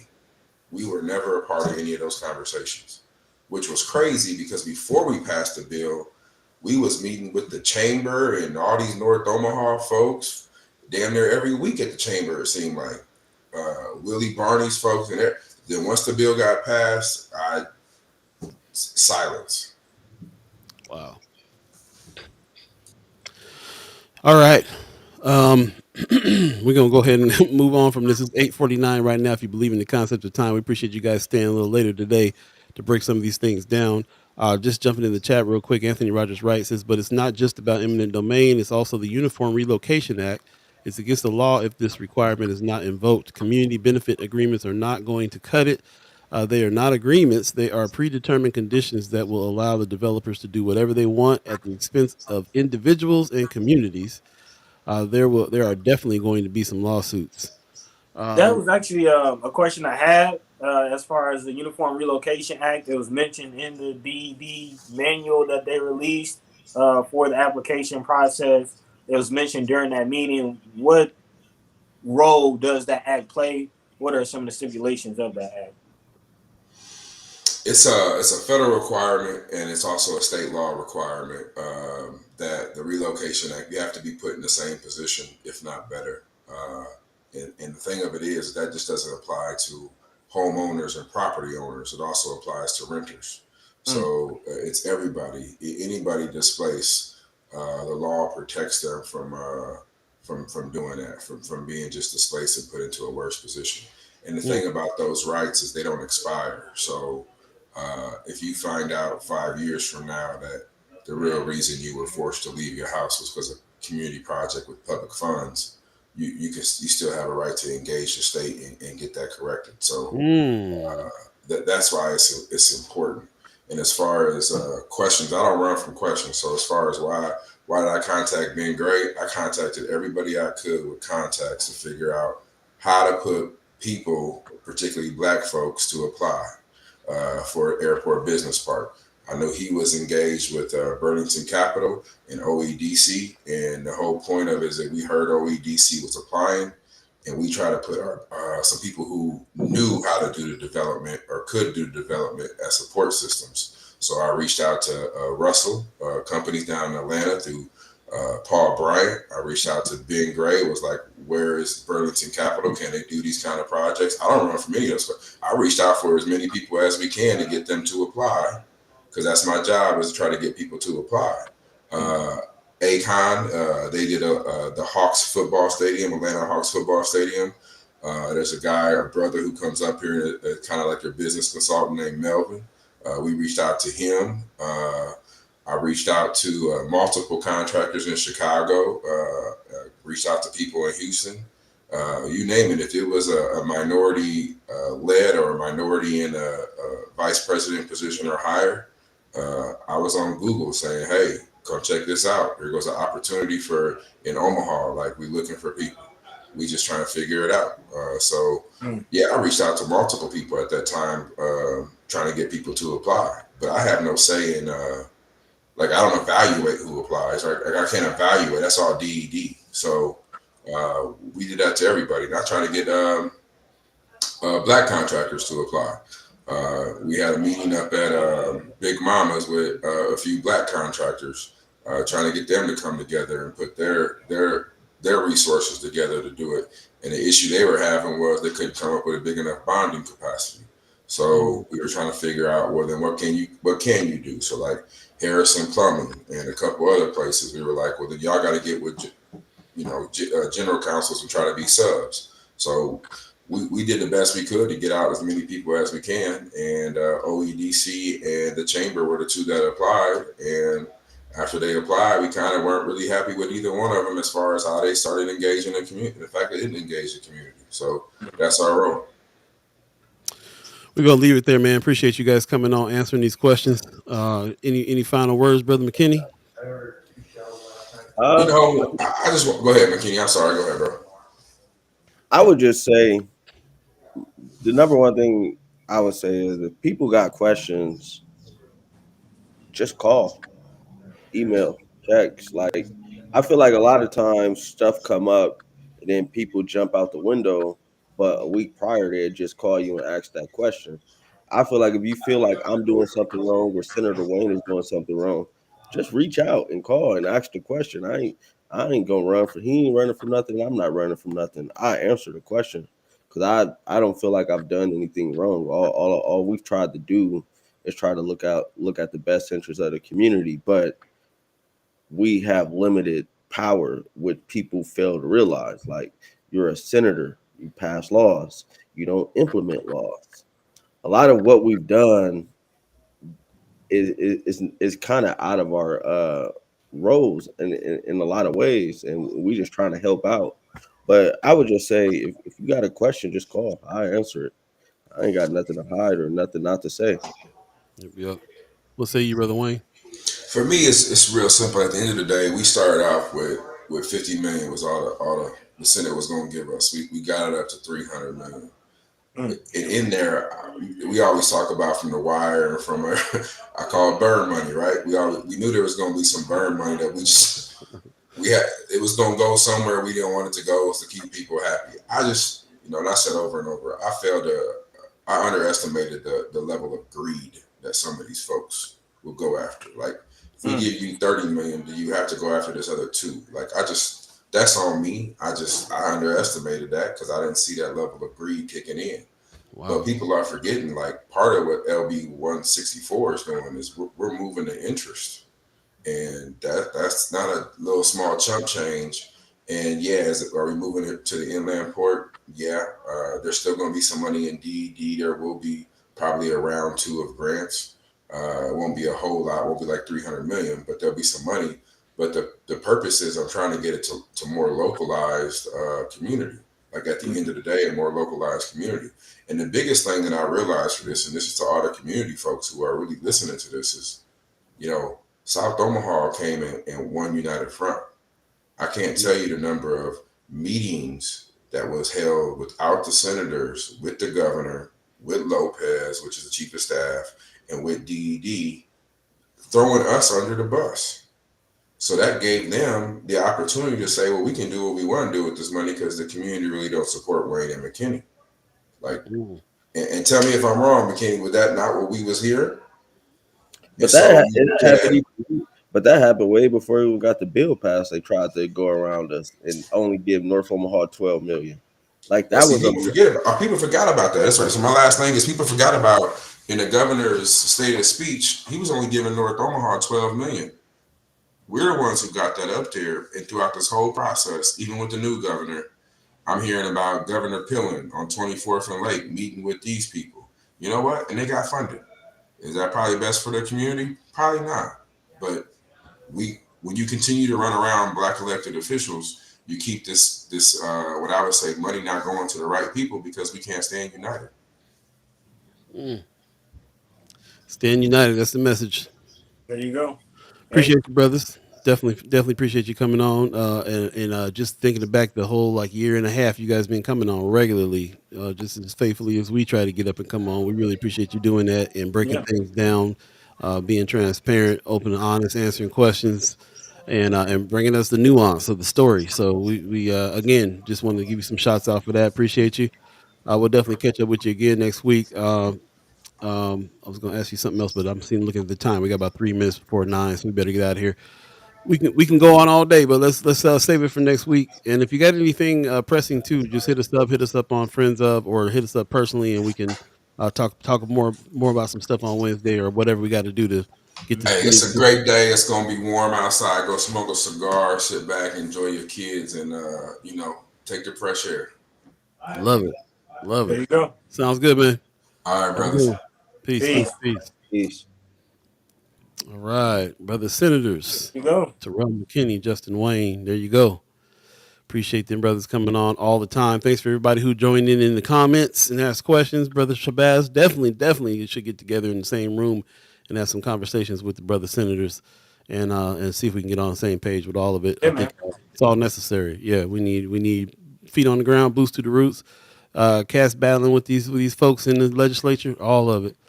And also, it's the follow the money part too, man. It's about economic development. We kind of determined that if we want to solve any problems in our area, in our community, North Omaha especially, then we need to have some economic development happen. And so that's why we have so many conversations about laws and the money that's coming into the area and so on and so forth.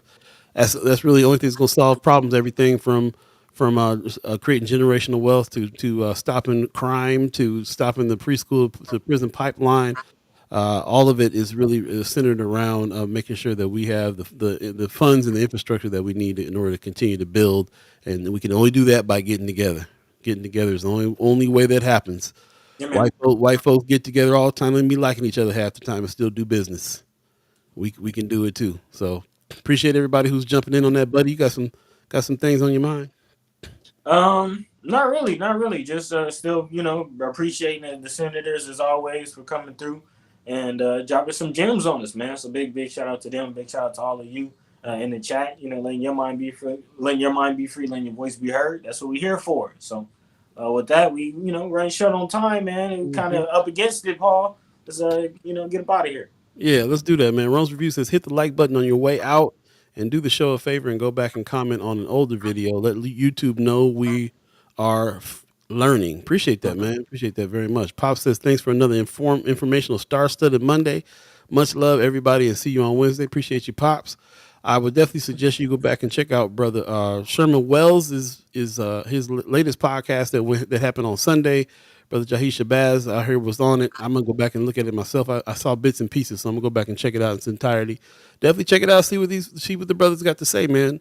This is a platform where we're trying to really make sure that everybody has a chance to be able to say what they got to say. It's putting it out there first, and then getting on the same page is how it works. Mm-hmm. So appreciate everybody who's doing that and speaking up. Definitely go hear what these brothers got to say for sure. We'll have them on again. Coming up as well. I think I fielded a call this weekend from Brother Shabazz. I think I got a call from you about coming on, so we'll have you on as well. But definitely, first of all, go check out Brother Sherman Wells' show, see what they have to say. Also, go check out 95.7 The Boss. They're on there talking on there as well a lot, and The Boss got a lot to say, and he brings on a lot of great guests, and they have a different kind of conversation. Check them out. Check out the Hood Table on Friday nights. They also have a different conversation. So there's lots of media out there. Go check out what Terry Sanders is doing with the paper. I'm getting the paper again because the last couple of papers that she put out there, I was like, okay, yeah, I can see the 3.0, moving on in here on the paper. So again, it's a source of information in our community, so we should support it for real. Appreciate it very much. Thank you everybody who is coming on in and dropping some jewels here. Once again, if you miss any parts of this show, go back to Facebook and YouTube and check it out, and then check out the chat when you do. Lots of great information, a lot of great comments in there, a lot of great questions in there as well. So thanks a lot. We're going to get out of here, and we'll see you Wednesday. I want to give a shout out to the Omaha tribe elders for allowing us to be on this land and speak while we're here. Shout out to our elders for allowing us to speak before you, and shout out to you, the chat chimers, allowing us to speak with you. Thank you for all your comments. Thank you for all your questions, your engagement. Checking this out and your support. Shout out to everybody who is a reoccurring member of the channel as well. $10 people, the $10 people, the $25 people, and the $50 people. Thank you very much. If you're so inclined to become a reoccurring member to help us support this channel and support the news that we're doing on TikTok now, hook us up. Go to firstskyOmaha.com, hit the donate button, and become a member. We're working on member perks now in order to really kind of engage more this season as well. So shout out to everybody who is a chat chimer already. Thanks for everybody I see you guys kind of moving over to YouTube. We are kind of going to make sure that the chat chimers and the things happen over on YouTube a little bit more than Facebook. We can't exactly eliminate Facebook yet, but we are moving towards being able to have one place to be able to go look at all the chats each time we want to draw some information. So thank you. I appreciate that very much, and appreciate you and all you do. And now we're gonna get out of here. I think that's it for us. Kind of rough day with the tech. Thanks for hanging with us through the tech, man. Buddy, I feel for you over there. You was really rough. You was going through with the tech over there today, man. Yeah, but we did it. Big shout out to Brother Wells. Big shout out to Brother Shabazz, Senators McKinney and Wayne, and all of you. Catch the same time, same place. Monday, Wednesday, and Friday, right here on First Guy Omaha in the morning. Meantime, between time. Peace. By the way, Vanguard. This is protected by the red, the black, and the green.